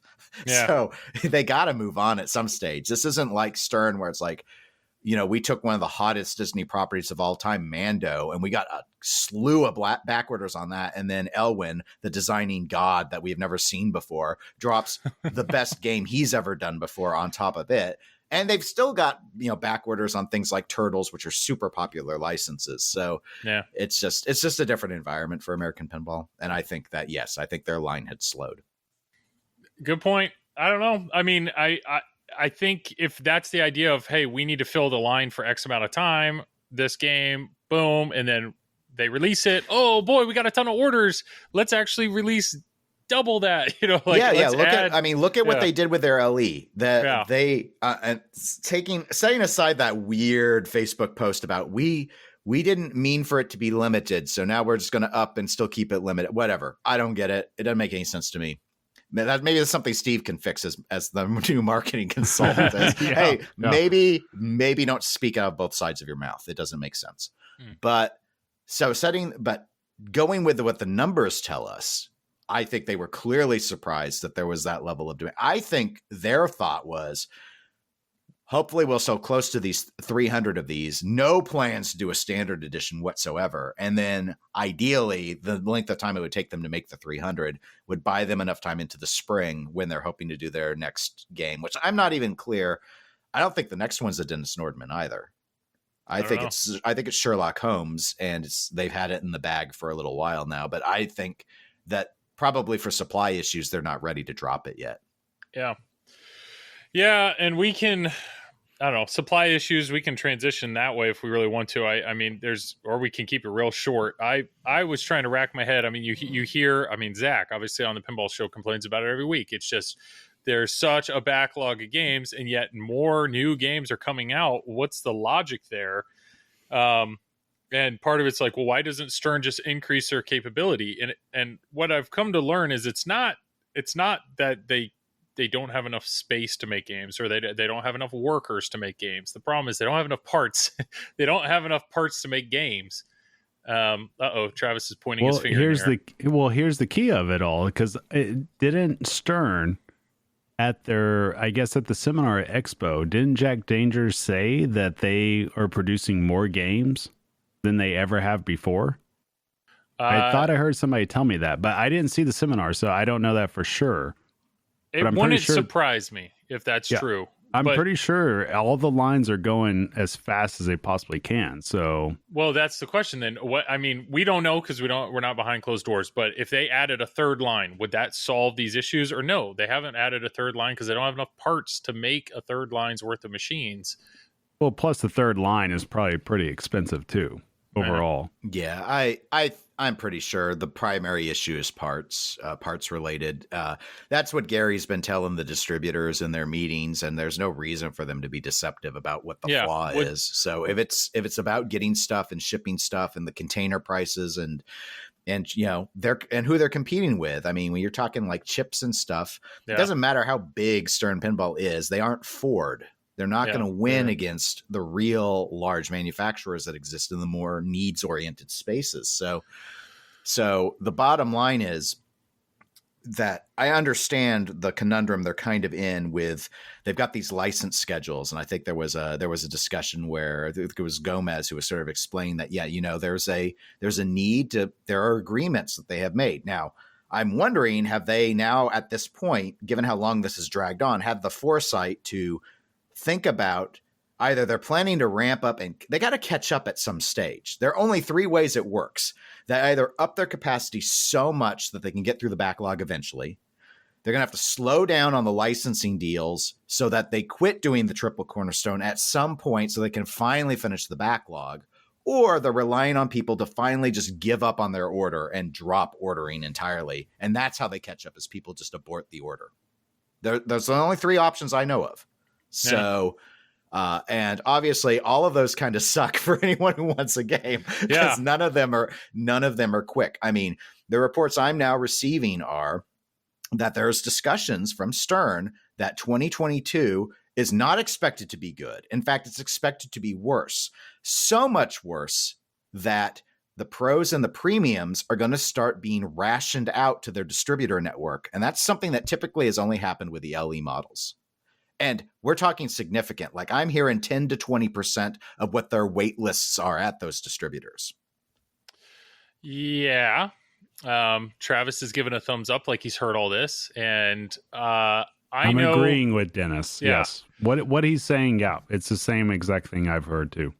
And that, to me, I feel for apparently we're not supposed to feel for them, but I feel for the distributors, right? I mean, if they're out there busting their butt, and they want to sell more games, or they have sold more games, doesn't matter. They can't now, if they're going to be limited or rationed. The irony of it all, Travis talked about like the crypto money and all of these people that are willing to pay sort of any price whatsoever. And you have all these distributors now that there is this unprecedented demand for games from people that even with the price increases, there's more demand now than there ever has been since the 90s. And you cannot, in a lot of cases, you cannot get the game new. You would have to. Now, those people with those means, they'll be able to get them on the secondhand market through flippers. But for those distributors, there's no real way to grow your business right now. And they only get paid when those games ship. So unless they've made an exception, like I'm taking money up front or whatever, which of course poses its own risks, because what happens if we already seen pinball has been plagued with the new shiny syndrome, the FOMO types, where it's like, oh, I was in on the Turtles, but then I saw Led Zeppelin, so I was in on that, but I didn't get it, and then Mando came out, so then I moved my money over to that. I mean, people do it a lot. Like, I would have no patience for that. I'd be like, no, you're blacklisted. You got to go over to Game Room. Does that mean, or Coin Giver or whatever? Yeah. So does that mean that it's almost like you need to treat every game like an LE? Like, I want to put me on a list for whatever the next game is, put me on the list for the next pro. And you're going to be that guy where you have to buy that pro. And the one time that you say no, you're now way down on that distributor's list. of taking the pro. I mean, possibly, but here's my read, and I don't know because different distributors are going to have different ways to do it. My sense is most of these lists aren't it's already probably a confusing mess because the way it seems a lot of them do it is it's like you can go, like Tom could go in and say, hey, put me down for the next LE. And Travis could go in and say, put me down for the next LE, but only if it's yes.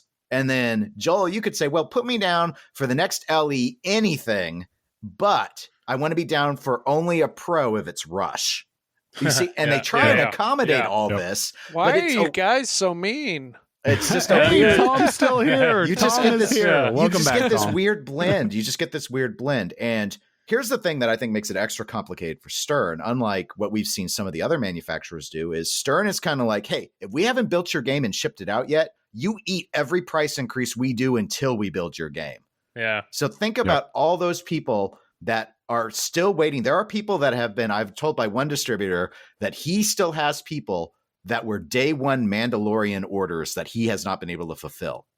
Yeah, they've already had to, they've already had to eat the $300 price increase on Connected. They're going to eat the Godzilla match price come January 1, and they aren't going to get their game before January. And it's going to happen every year because Stern's going to raise their price every year minimum. Here's how crazy the backlog is. So, Dennis, since you mentioned this, I got a buddy that has a GNR LE. It just now got delivered 2 days ago. And he ordered it, I think, last December. To give you an idea. And here's the funny part, Joel. You just sighed. Here's the funny part. It didn't even come with a power cord. Did it have scoop protectors, though? Shit, I don't know. Mine didn't. I know. What can you do? What can you do? Yeah. But no, it's just one of those crazy things that, here's the thing. Here's the harsh reality about what is going on with pinball right now is that realistically, dealers and distributors do not need to do any list whatsoever. So if you are on a list, consider yourself lucky because the fact is they don't have to do it. And guess what?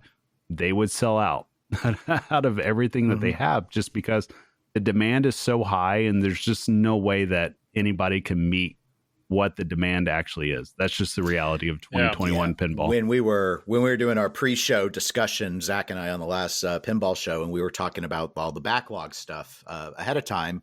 He asked for what would you do, Dennis? And it's like, well, let me tell you what I do. What I would do is if you've got lists and you've got anything that you now have heard, because some of these schedules are announced, Zach often shares those on the air. If there's certain games that aren't going to be built for 12 months, I would drop those people off the list immediately and just say, no, I'm not keeping you anymore on this list. It's not fair to you. It's not fair to me to keep track of it. I'm going to have to contact you anyway when there's a new price increase because you'll have to agree to the new price increase. It's gotten kind of silly. And I know it's a big change from what they're used to, but lists make sense if you think you can fill someone in a couple of months. It doesn't make sense over a year. To me, it doesn't. But if somebody... there's no point to doing it right now. In this climate, there's 0 point because just like you said, it's funny that you mentioned that. And Joel, I'm sorry for cutting you off here, but I talked to a distributor this morning and they said the exact same thing, that the reason why that they don't do lists is because if they do a list, then if there's a price increase, they have to contact everybody that's on there that's already committed to something and say, hey, here's the price increase coming. Then they also have to keep contacting them and tell them, okay, here's the delay here, or here's when your game might come. And then when that time frame is missed, they have to contact them again. And it's just a whole mess. And I had somebody finally tell me, I just stopped doing lists because there's no point. And I know as soon as I put it up for sale, it's going to be sold out regardless. So there's no point to doing it. Well, that's what I was going to say was what if somebody, so like Elvira, I understand we have a new Elvira that just came out, but Zach on the Pinball Show has been talking about Elvira. Like Elvira, for whatever reason, has been the thing that keeps getting pushed back and pushed back and pushed back and pushed back. And when somebody reached out to Zach, though, and says, I want to buy an Elvira, is Zach taking his own money and giving it to Stern? Like, I want an Elvira? Is there, because if that's the case as a distributor, like if you're giving away money and then waiting to get the item for that, because I Stern isn't taking an interested list. Like Stern has taken orders. And if somebody backs out of an order, Zach's not getting his money back, right? I mean, well, and Zach or Stern can write in with a correction. My understanding is Stern collects a deposit on the LEs, so those amounts are sent in, but not for the rest. Instead, the distributors give them an order list of here is what the current products I want to come off of your line, and then Stern will tell them, okay, we will get you these games at this point, or what. Based off of what the reports I've had is now what they're saying is, okay, we're going to be doing a run of Mando premiums in February, let's say. Mm-hmm. You have an order for 50. I'm sending you 6. Yeah. And the distributor doesn't have to pay for those 6 until those 6 are ready to ship. But that lets them know how many they're going to get, and it's not going to be enough to satisfy their wait list. So the reality is, if Zach decided today, Zach or any other distributor, if he's saying, all right, I've been waiting on 20 Guardians for a year. And if he decides, all right, I'm calling up all my 20 people, and he said, I'm sorry, but the timetable is not showing anything good. I know you've hung out with me for a year. I can't. I can't. There would be no reason for Zach to then call up Stern and say, cancel my 20 orders for Guardians. Because even if it's going to be 6 months, a year, 2 years, if he actually gets those Guardians, he'll take them, right? Because he's going to sell them. Yeah, no, Pinball's as Travis had noted from the distributor he spoke with, Pinball's so hot right now. He gets anything in from Stern, he'll be able to sell it without a list. If I were him, I wouldn't worry about being able to unload product. Here's the other question. The whole issue is there's no value in pre-ordering it anymore. It doesn't make you any more money. If you don't have a list, if you're just going to get a machine, why does he even have to sell it at MSRP? You don't. I mean, the fact is, I know listeners will hate hearing this, but the fact is, dealers and distributors currently in 2021 that are selling pins, especially LEs at MSRP, are losing money. That's just a fact, because everything has shifted so quickly over the past year and a half. Money has shifted so quickly. The new people in the hobby has shifted so quickly that I don't think the MSRP has kept up with actual demand. Mm-hmm. And it's just simple economics. That's what's happening right now. So, I mean, those are the facts. And, I hate it because I wish I could get an LE for $8,500. I mean, that would be nice because I have a few LEs in my collection in the past, but there's just no way once it got up to 10.5, there's just no way I can keep up with that. But that being said, I still think that they have not found the ceiling on it either because of the demand that's out there. It's just the way the economics are working out currently. Yeah. Yeah. The catch I would note is it could depend as well, though, on what their distribution agreements mandate. So, for example, they might have the allowance, because I've seen it a number of times, to go over MSRP on the LEs, but they might not have that allowance on Pro and Premium. And it may depend by company what the requirements are to maintain the distributorship. And I've avoided doing it, but I'll pull in for my other hobby, which is watches. So case in point, Rolex distributors cannot sell above MSRP or they will lose the right to sell Rolex, which is devastating to any jeweler that does it because it's the biggest watch brand. So. Yeah, to my knowledge, I don't think any single pinball manufacturer has a price ceiling on anything currently. As of today, I don't think that there is across the board. And I haven't heard that there is either. And it would be an interesting experiment because the difference is, I know that happened in the 80s and 90s, that they would, that was part of the, Tom's disdain for Gottlieb Street Level aside. One of the biggest problems with Gottlieb Street Level when Premier did it was the distributors didn't sell at the MSRP. They sold them at the same price as the Williams games, or just $100 or $200 less. And that was not what Premier wanted. They were designed to be sold much cheaper. And it just didn't happen. But now with the internet, we all know what the MSRPs are. And I don't know, even with the demand, how many people that normally buy direct that won't pay the secondhand prices would, I don't know, throw a hissy fit about whoa, what's with this whole distributor network? Plus, we've already seen Stern starting to do experiments, gateways where they're selling direct. Stern's going to sell at MSRP. So what happens if your distributors, that's the other choking factor, is if that's going to be, Stern's going to say anything you want. They keep playing with this more and more, not just with the home pins. They've been doing it with the main lines, letting you go to them to buy. That's going to be an artificial throttle again, because amazingly, Stern's always going to fill its wait list and be able to satisfy it too. It's miraculous how that works. Well, we talked before we started filming that, Tom, apparently he's one pin away from being out of the hobby, and that only pin, the only pin that's going to keep him in this hobby is Rush. But if Rush is true, Tom, you're for sure going in on an LE. But if your LEs in the past, you probably had relationships with distributors that like, yep, I got you, I got it taken care of. They may even gave you some bit of a discount or whatnot. Yeah. If things are going the way they're going, if you hear from your multiple distributors like, all right, I got one for you, but I'm sorry, I got to go whatever 1,000 over MSRP because that's literally what everybody else is doing. There are other people that are doing more, but if you say no, I don't know, like you're stuck, right? It's Rush. I become a pro buyer.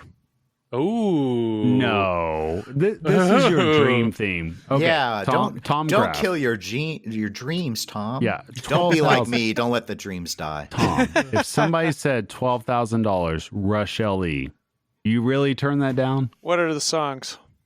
Who designed it? Oh my gosh! Okay, who designed it? Borg designed it. Let's say it's Borg. Let's say theoretically it's John Borg designing. And let's say they had plenty of those Ironmonger magic Zeppelin spinners left over, so there's going to be a drum set that rises up from the playfield as your bash toy. Let's say that. Theoretically speaking. And let's say it has blue ramps also. There's a lot of air quotes, by the way, going on right now. Who's coding it, Travis? I'm not saying anything. I know you're trying to trap me. I appreciate you're trying to. I'm not giving anything away. But let's just say $10,000 Rush LE. 10. That would be MSRP. That would be shit. $12,000 Rush LE. Wait, Tom, I decided do not self-incriminate. Zach Mini, you better charge this man MSRP. Do not. Yeah. But here's the thing. What we're getting at is that just goes to show you it's awfully hard when you do have a dream theme, right? Because I'm guilty of it. I got an Avengers right behind me. Yeah. When you have a dream theme, you're into pinball, you're willing to pay a little bit more because it's easy to convince yourself. And I hate to say this because it's total first world problems, but it's easy to convince yourself, well, it's just another 2,000 or 3,000. And it's easy to say that if you're paying it with a credit card or, you know what I mean? Or if you're saving up money for it. So let me play the devil's advocate. What's your dream theme? Was it Star Wars? Who are you talking to? Travis. There's Travis three Murie. My dream theme, truthfully, was Avengers. Okay. Yeah. So you got your LE. Yeah, I hit the freaking lottery that Elwin created created Avengers. Yeah. I'm a nerd. Yeah. That's just how it is. But if your dream theme, your second dream theme was Star Wars, and it was. Were you disappointed in that pin? No. So here's what happened. I purposely skipped over the LE for Star Wars because the Sith version was the premium, and that's the version I wanted. So Travis is a bad boy. Yes. Thank you. My wife only says that, but I appreciate you saying that too. Thank you. He's sitting here dressed up, drinking Jack Daniels and Diet Dew. So hey, you live large in Oklahoma, so how it is. But no, so what's the question exactly? Like, are you talking about from a design standpoint? Am I like upset about Star Wars? I mean, you didn't have to just buy the LE. overall That's package of it. You didn't have to buy the LE. Like you made the decision to pass it up. That it didn't have any toys in it. That's what he means. It didn't have any toys in it. Oh. So were you sad? If you play the game long enough, you discover the toy because you destroy the Death Star and it makes like the little eggs, the little egg sound. Poor little scrambled egg. Every time I destroyed the egg, I was happy about it. Were you disappointed it didn't show every movie clip in its entirety from episode 4 to episode 6? God, Are you disappointed they went with a Clone Wars narrator call out instead of having like a knockoff Emperor voice? Execute order. Plunge the ball. Why can't you destroy the scrambled egg? Here's what I'll say about Star Wars. Okay, here's what I'll say about Star Wars. So from a code standpoint, I think, and I've talked to Joel and Tom about this, I think Dwight had his hands tied because of the way that everything was set up. I mean, it was awfully hard to make it to where anything in that pin was going to be coherent at all because you're dealing with a trilogy, right? Yeah. So how the hell are you going to make it to where all the movie clips can play in a row? Of course. Of course, yeah. Second part, if I want to watch the damn movie, I will set my happy ass on my couch and I will watch the movie. Thank you. If I want to play pinball, I will hit start and I'll hit some flippers. And guess what? I can't look at the LCD because I'm looking at the damn pinball moving around.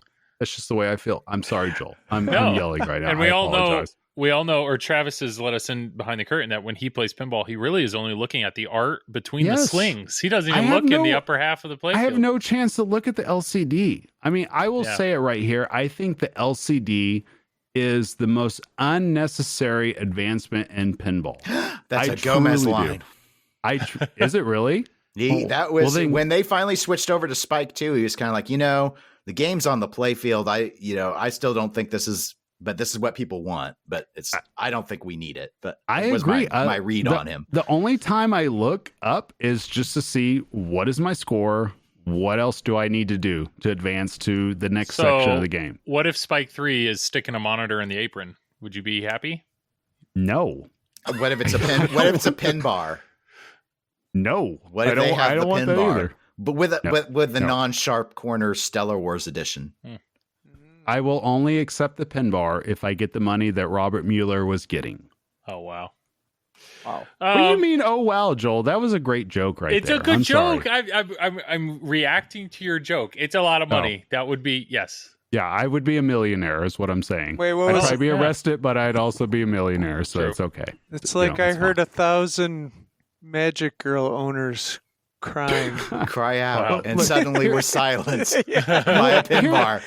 Here's all I want with pinball. Execute order 40x multiplier. Yeah, exactly. Well, yeah, that's a little sketchy. Yeah, I agree. But that's neither here nor there. Have you really experienced Star Wars until you hit a 40x multiplier? Okay, I will agree. The multipliers are a little out of control. Okay. I see where you're going with this. I agree, but damn it, that Death Star egg, that just gets you going, let me tell you. With the Hyperloop. Yeah. With the Hyperloop, yes. Yeah. Especially when the Hyperloop fails and that ball just kind of just limp dicks its way just back and forth. It just kind of falls in front of flippers. It is what it is. So we got down this Star Wars path because we're talking World Under Glass, Joel. Yeah. But we were talking about LEs, and we gave Tom a hypothetical of what if distributors could set their price. And the reality is, we have a situation where distributors can set their price, and we're going to round out the show here with Elvira 40th Edition, right? So Elvira 40th Edition, distributors have the ability to set their price, and it seems like there's still a few out there, right? And it's these I guess we kind of have a sense of the upper limit, up and up and up and up and up. But it's not a new game. That's the thing. This is not a new game. There's already been the premium owners. There's already been the super limited edition owners. We already had those people that thought they had the highest version of the game, and now all of a sudden we have a new higher version of the game.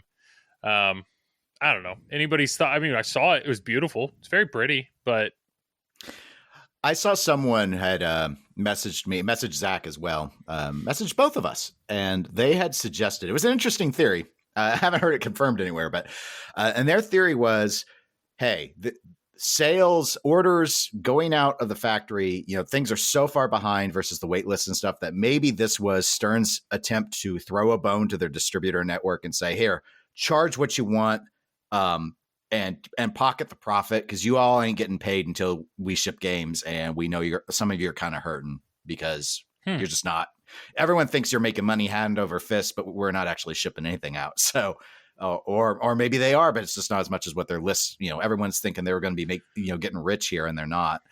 I don't know. It was an interesting theory. I've heard Stern's take on this is around the price of the SLE to the end user. So So but I mean, given that, if it's moving at 25,000, that would mean about 10K of profit. True. Yeah. And apparently on the Pinball Show, Zach has 2 of them. He's got number 40, but he's saying it's going to include the topper. So it's a Elvira 40th an Elvira 40th edition plus, right? Because it's got that topper thrown in there. Yes, so, if it was a spooky edition, it would have included an additional scoop. Oh, at least one, right? Yeah. At least one, yes. I don't know. Any other thoughts on Elvira? I think it's hard to get excited about it. Okay. You'd have to be like as you noted, Joel, you'd have to be an ultra Elvira fan and not have already gotten in on the SLE that somehow version. Missed out on the SLE version, right? Yeah. And it's possible. It is possible. I mean, they'll probably be able to move them out eventually. It's just I don't see the value in it. Okay. But that being said, I have heard the reason why Elvira keeps getting pushed back on the premiums is that Stern Factory hates building that game. Like, it's a challenge for them to build. It's the hardest game they have to build. For whatever, I don't know why, but something about it mechanically is difficult. But yet they just sold the 40th. Sure, but this maybe the thought was some of the people that have been waiting, and now we'll have to wait even longer because they pushed back yet again, was my understanding, the premium run. I mean, it's been pushed like 3 times now. Ooh. Yeah. Okay, well, if you're sick of waiting, drop your 25K and solve your problem. Tom, are you on that list? Are you one of the premium guys? Maybe. He's not anymore. Tom wants an Elvira. Tom wants an Elvira. But not the 40th. I knew it. Yeah. Okay. I really like Elvira. I wish I had one, but... What in your collection, Tom, would you be willing to give up for an Elvira? 40th anniversary edition. Maybe my Medieval Madness. Royal? I mean, it's not going to hit whatever they're asking for. I was about to say, is your Medieval Madness worth $30,000? No. He's going to replace the castle with a haunted house. Yeah. maybe for a premium. But yeah, the 40th is it's out of my price range. Well, if somebody wants to trade their Elvira House of Horrors for a Medieval Madness, email us at tripledrain@gmail.com. I don't know. I feel like that's pretty good for the list. We're at an hour 45. I know everybody's waited with. What about the spooky breath. changes? Yeah. Oh, I didn't even see that, it. Joel. So our notes are really good. It's Joel, just you one suck. big paragraph. I suck. Gosh, I know. Joel. I'm driving the bus. I'm spooky changes, I'm Joel. trying to pull us into the parking lot, take us home.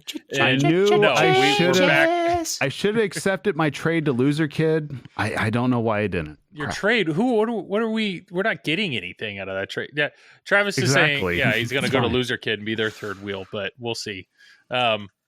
It'll all right. happen. I'm trying. Changes. Spooky. Once again, Tom, you made this list. What do you want to talk about with the spooky changes?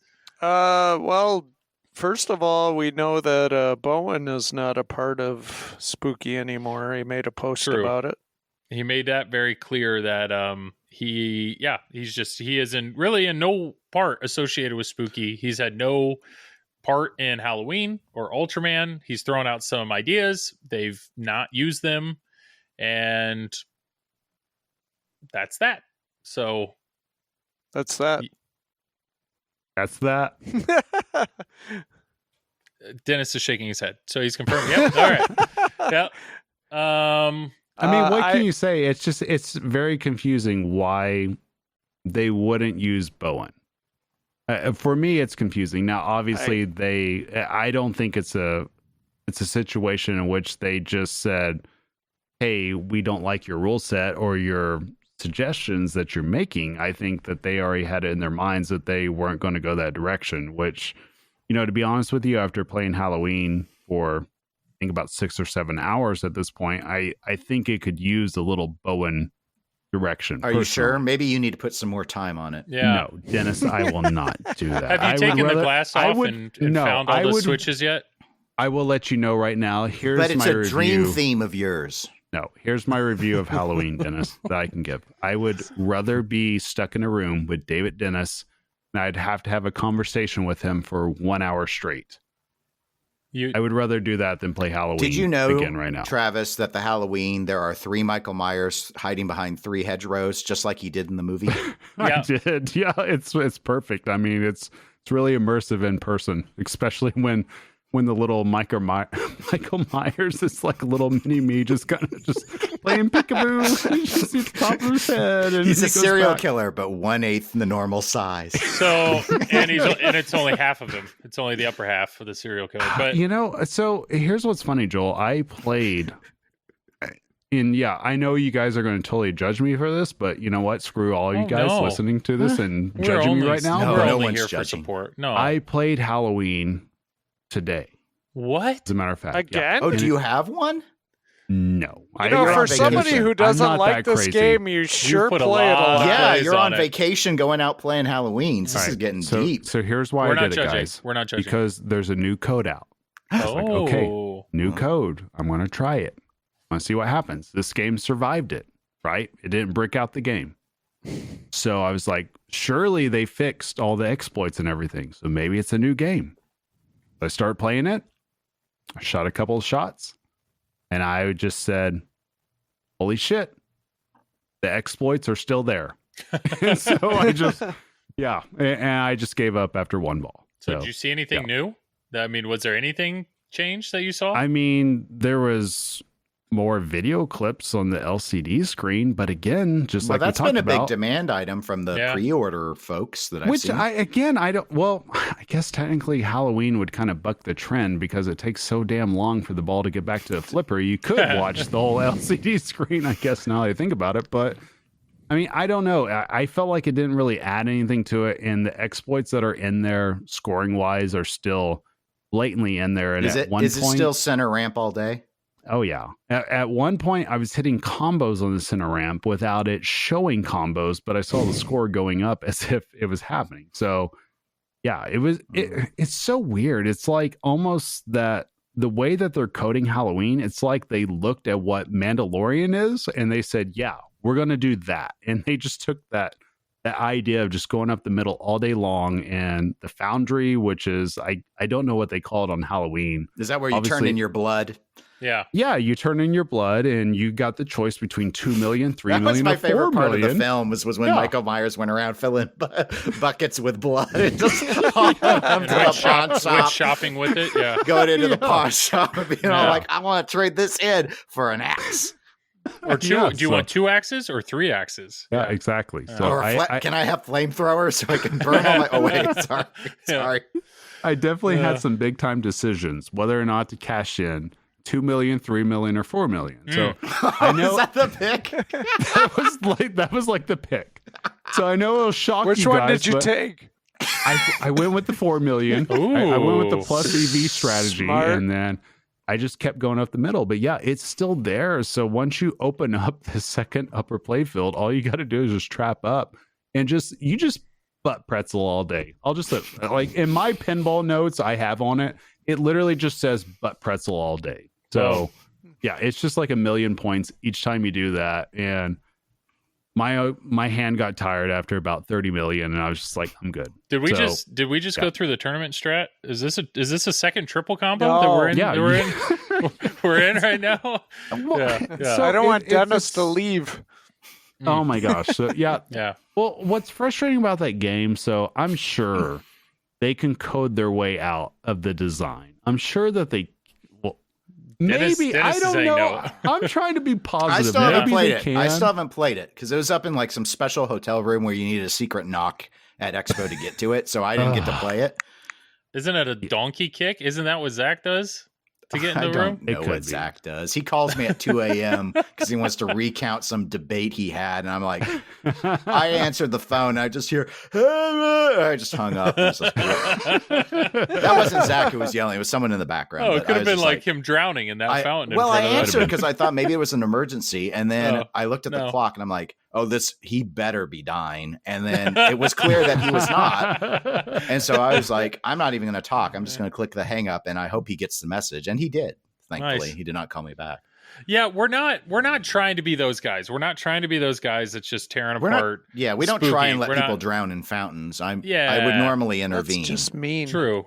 But the truth is, I know some of Travis's gameplay comments have actually swayed a few other people that we know from no longer buying the game. I've heard somebody on stream. I said, "Hey, are you getting your Ultraman?" He said, "No, you actually talked me out of it." And it was like, that was not our intention. Our intention was not that. The reality is, Joel, we had one of the best players in the entire world on our last podcast. Yeah. And they played it for what, 30 plus times? And sold then it. they went ahead and sent it to auction. Yeah.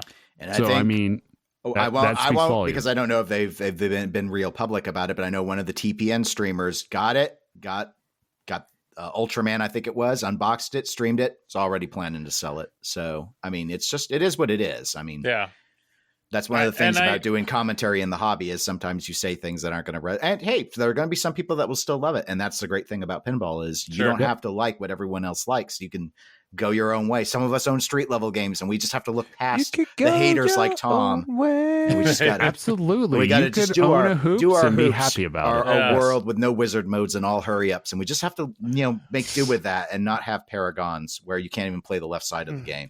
Dennis, so Dennis, that's the what we do. Important thing is that's what we do. Hoops the wrong important me thing at is, Pinball. Dennis, is Hoops is not a good game, and you should sell it to me for $1,000 now. Oh, we're down to 1,000. We're moving down. Little hoops. Yeah. Let's shoot some hoops. Well, shit, you guys all He's remember my onto us, $2,000 Travis. Yeah. They figured it out. To wrap up with Spooky, once again, we're still rooting for him. We still, if they could save this with code, or if this is going to improve, I mean, they've cleared. Hey, if Travis hears there's a code update, he's going to put a quarter in the machine. And he's going to play it. Like, I'll keep giving it a try, but the reality is it's going to be awfully hard to code your way around that layout. How much money have you? How much money have you put in a Halloween to this point? Me? Yeah. 7 hours worth. So, I mean, Too much. He's such a good player that each one of his games is at least 30 minutes. So, well, maybe it's like that. Maybe it's like that alien star at the Expo tournament where he just kept getting extra balls. So it's really just one really long game that he played. Here's the thing I'll say about Halloween that I'm not attracted to the theme at all, but I respect that there is a bunch of people out there that want horror themes because it's different than what's out there currently. But I will say, I think it's going to be awfully hard to code around how the layout is because you can only do so much when there's so much stop and go. There's so much bricking because of the targets. There's so much, there's just not much going on in terms of actual flow. You're very limited into what you can do, and you're very limited because of the upper play fields. So, that being said, because I did enjoy Rick and Morty, I still look forward to what they come out with next. Yeah. But for me, I played Halloween enough that I have no desire to play Ultraman. But the reality is that, hey, just like Dennis said, it's pinball. If you're into this game and you're into the theme, give it a shot. You have nothing really to lose at this point. I mean, well, besides like $2,000, but besides that, I mean, you might as well just try it because you might like it. I've talked to some people that do still enjoy it, that still do like the theme, that do like how it shoots. So, I mean, definitely do not base your decision making off what we're saying. Base it off your own experience, off what you enjoy with what you're playing. And absolutely. Regarding Bowen, obviously, I don't know why he's not working with Spooky anymore. When I heard it, and I had already known he wasn't involved in Halloween. I thought everyone had known that, but yeah, there was no way. Yeah. But my assumption, quite bluntly, was that I just assumed they decided to save the money because they don't. Let's taking our own opinions about, I other than what I've seen from the layout, which had me concerned when I saw the layout, because I do love this theme. Halloween is one of my favorite horror movies. They sell out instantly. Yeah. So from a business perspective, not to be obviously we're enthusiasts, and setting all that aside though, market they don't trends. need good rules on it. It's sold out. You don't need to try. You don't. I mean, We don't know. We don't know how many orders have been canceled. I know people were trying to sell their spots. We don't know if, are they going to get to a point where they're like, well, looks like we don't have to make the deposits are non-refundable. True, but they could still nobody's going to cancel their. And they're going to try to people are sell so it, hungry for pinball right now. Let's just say, for example, that you get the Halloween at retail because people backed out, or you end up having to wait and pay over retail for Stern. Some people are going to be like, well, this is what I can afford. Same discussions I saw with some people with Jurassic Park, the home pin version. I've seen some people that are like, the layout's fun. It's not normally what I would go for, but it's $2,000 less than a Pro. I'll get it. Yeah. Or I'll get the Star Wars one because it's cheaper. And that's what it's going to take now to stay in the hobby in a new in-box level for some people. I get it, or it's available. And it's very similar to the discussion we had on Legends of Valhalla when I think it was Joel asking about, was Steve going to work on the rules there? And they don't need the rules changed from what Riot had. Doesn't matter if the rules are good or bad. Doesn't matter.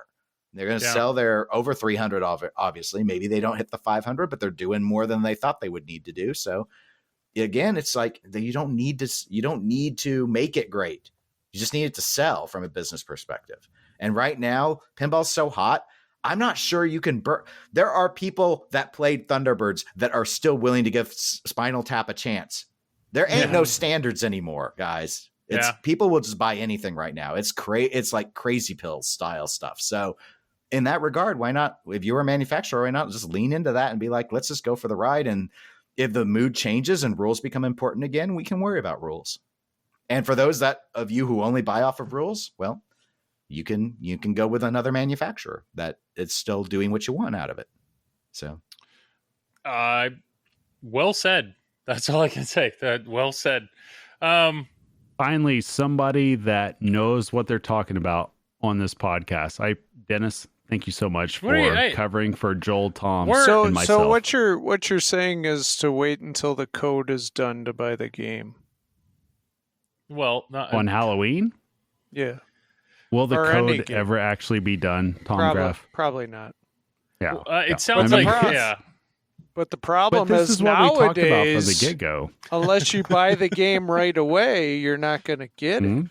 Right. And that's the thing that the manufacturers can rely on is, especially with Spooky, which completely is built around limited model runs. Because that's their whole thing. The manufacturers have us by the balls.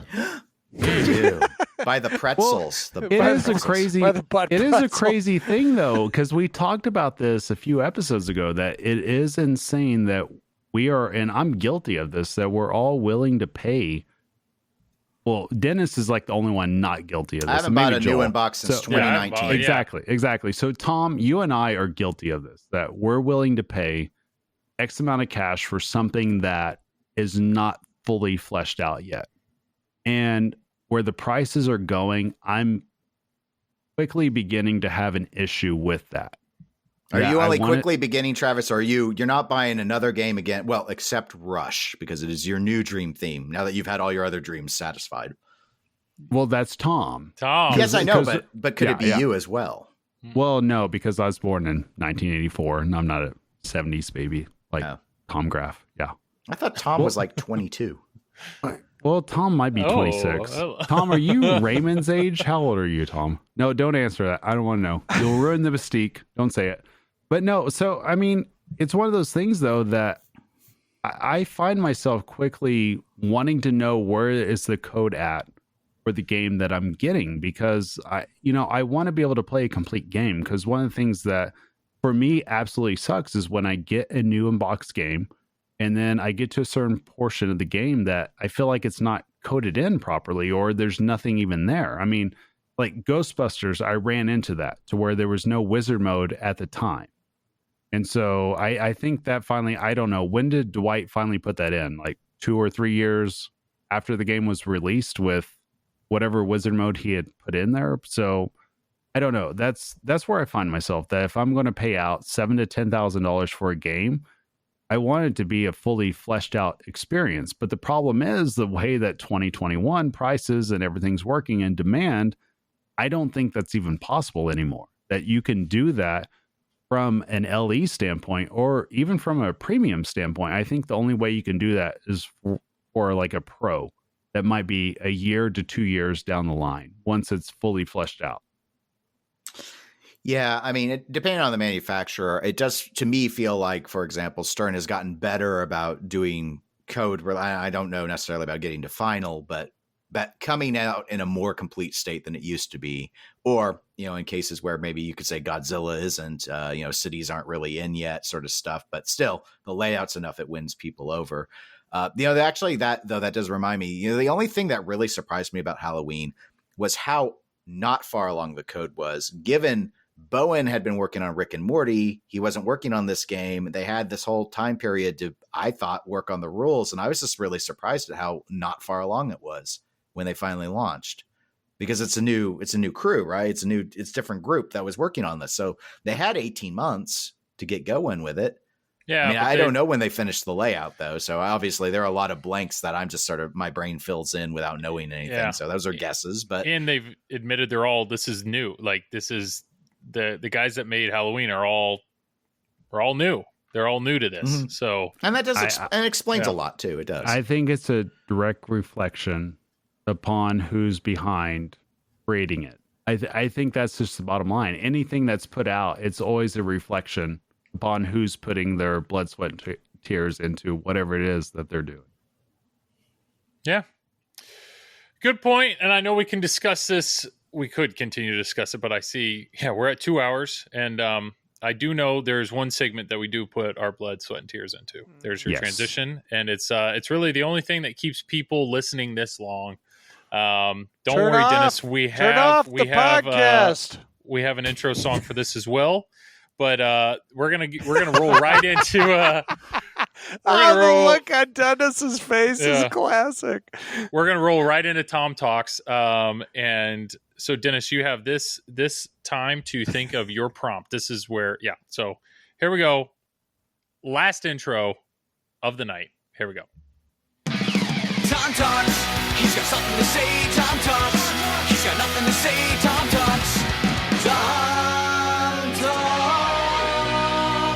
I got nothing. All right. So it's all you, Dennis. Travis and I will be quiet. Okay. Actually, a few months ago, I believe it was, I heard Tom talking about one of the tournaments at District 82 that they were hosting. And he mentioned, I believe it was on the show, he mentioned that there were some people, like a family or whatever, that had come up when the tournament was going on, and he had to get them out of there, because the tournament was going on. It's like you described it in a way I'm familiar with tournament directors of, I had to take them and say, you can't play. You guys got to get out of here. This is a tournament. This is for real players right now. Do you not think that sort of behavior damages the hobby of pinball when tournaments are going on and people see people having a really fun time, and then they try and go up to a game that no one's on, and then the tournament director comes up and is like, guess what? Not for you. Get the fuck out. And it happens here in Kansas City. We do it too. And I always wonder, we just lost one. That's my thought. But I would like you to talk about that, Tom. Talk about you destroying the dreams of the children. It's not a good thing. It's not nice. You should give them a chance and let them play in the tournament next to Travis. But the tournament's probably already going on. See, if you had a Thunderbirds, you would have a game you could have put them on. But that's true. I've just sort of wondered, because we have that crop up all the time with people. We have an event and we use we say we're using all the pins. There's one open. Family will come in and the TD always comes up. It's like, oh, I'm so sorry, but we're having fun. You got to go away. Go eat your pizza. You can come back another day, maybe a Tuesday. You probably don't have a job, so you can come back on Tuesday. Actually, it reminds me of Expo, actually. Feel free to elaborate on that, Tom. There must have been 3 or 4 people that just walked into the tournament area and started playing a game. It's like, excuse me, you can't be in here. Do you do like a Dr. Evil? How about no? No, I say, get the fuck out of here! There we go. That's what it sounded like. That's what it sounds like. The kid was 8, Tom. The kid was 8. I'm dying here because there's multiple times at a tournament in which you're really focused in and there's actually a lot on the line. And there's somebody that just walks up to the pin and they're going to plunge it in the middle of it. They're not even aware any of this is happening. And everybody has to rush all at once. And everybody's like, no, it's like slow motion all the time. This happened it's funny. It happened right in front of Dennis too. At the Kansas City Pinball Championship in 2019, we were in an intense game. I forgot what it was because it was just so damn intense. But there was a little 7-year-old that just walked right up into the tournament pinball area, and he just waltzed right up to the single game out of the 20 that's there. Like he owned it, and he was ready to plunge away. And what happened? The TD ran up, and they protected the integrity of the tournament, and we saved pinball as we knew it right then and there in November of 2019. And Joel, it happens all the time. Yep. But fun fact, I have never seen that kid again at a pinball event. He's done with it. We lost him. He learned his lesson. That was an important lesson to learn at that age. You don't mess with tournament pinball players. Well, that's what it is. I think we've all learned a lesson. So this has been the best Tom Talks ever. I'm dying for that question. Yep. Get ready for this. Here we go. Tom talked. He had something to say. Tom talked. He had nothing to say. Tom talked. Tom talked. I got nothing. All right, so Dennis. that was the same sound clip as the start. No, not the same because it's past tense. Instead of Tom talks, it's Tom talked. Oh. Yeah, he recorded 2 for us. Oh, okay.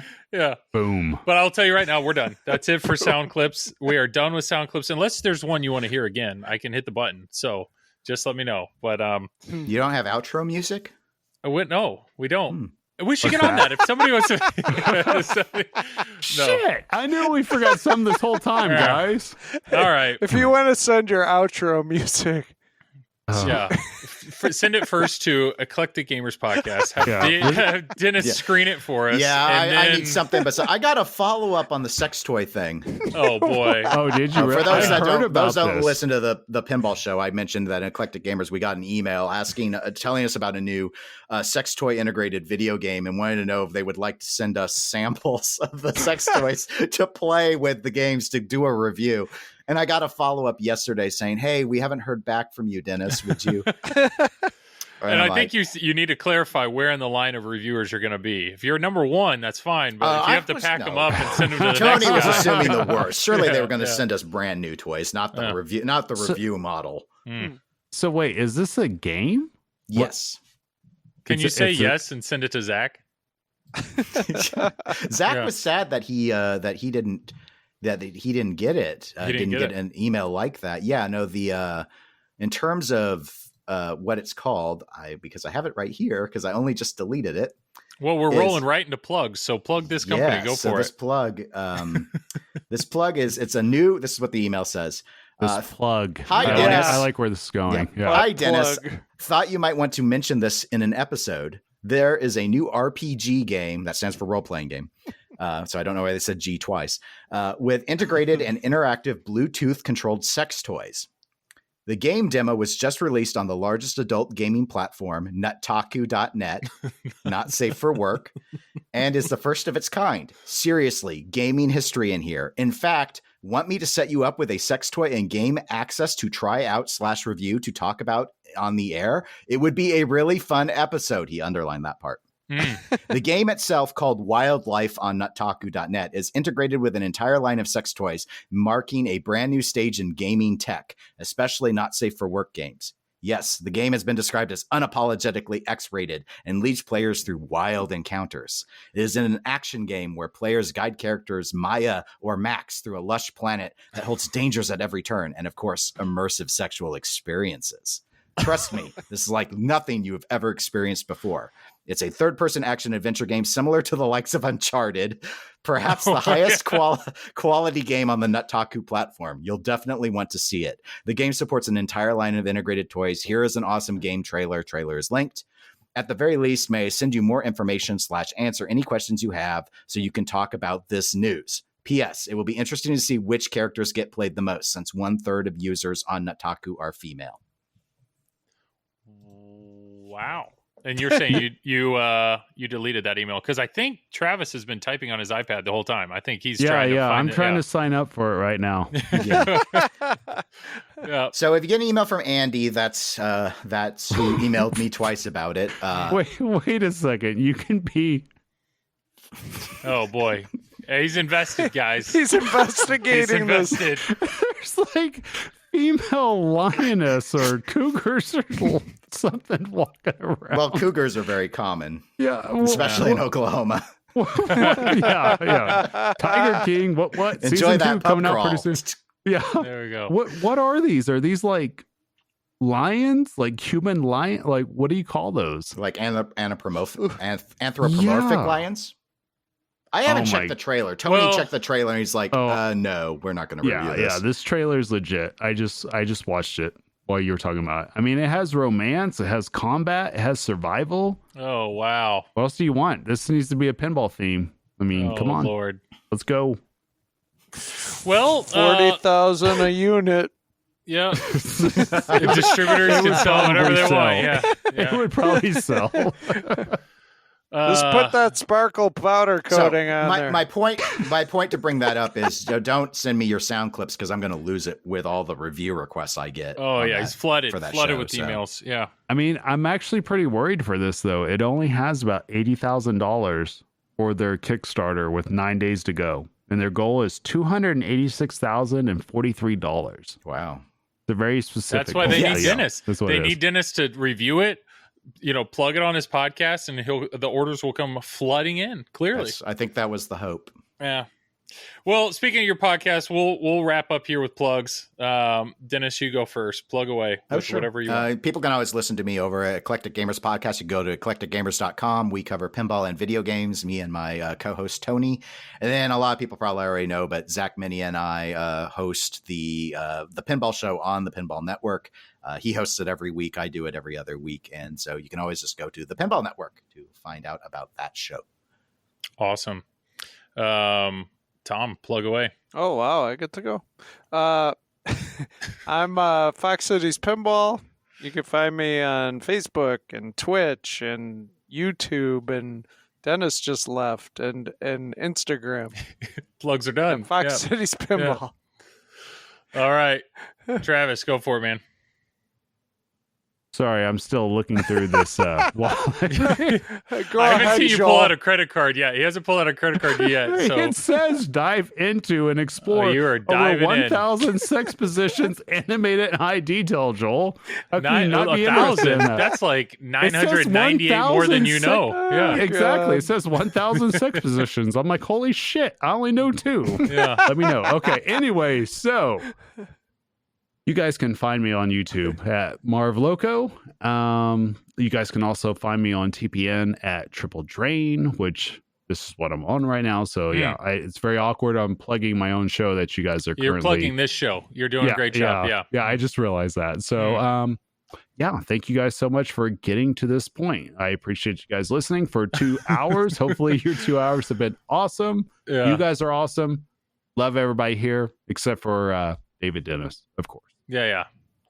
And I'm Joel Engelberth. I do Just Another Pinball Podcast, even though it's been a while. I do Just Another Pinball Stream. I do that every Wednesday night, and then I stream for Flipping Out Bye every other Thursday. So I thank Zach and Nicole for letting me do that. And then, part of the TPN network, so feel free to listen to the other TPN podcasts and streams. What's up, Travis? I forgot to say it's on YouTube. I just said my name. I didn't say and then you plugged platform. You missed it. Yeah.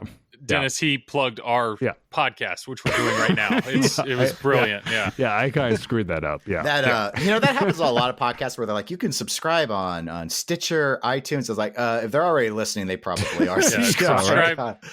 Whatever you're listening. That's a great point. Whatever you're listening to right now, click the subscribe button. There you go. Travis is more interested in that porno game. He is. He's this has opened up a whole new world. My night is just it's booked now, guys. We need to end the episode right now. All right. Well, in 2-3 weeks when we do another one, we'll hear the review. Just keep your hands above the table. I don't know. He said his hand was hurting over Halloween, so I don't know how this is going to go. But I wish you luck. Dennis, thank you. Thank you for being on tonight. Thank you for your for all the content that you produce for the hobby. And yeah, really appreciate you being here. Our sign off. Next time you triple drain, feel free to leave a credit on the machine for the next guy. Hopefully it's a 7-year-old and it's the middle of a tournament, but leave it. And Travis, have a great evening. Tom, enjoy your sleep. I will. Thank you, Joel. Thank you. And thanks for all the listeners. Tom, you get the last word. Later, everybody.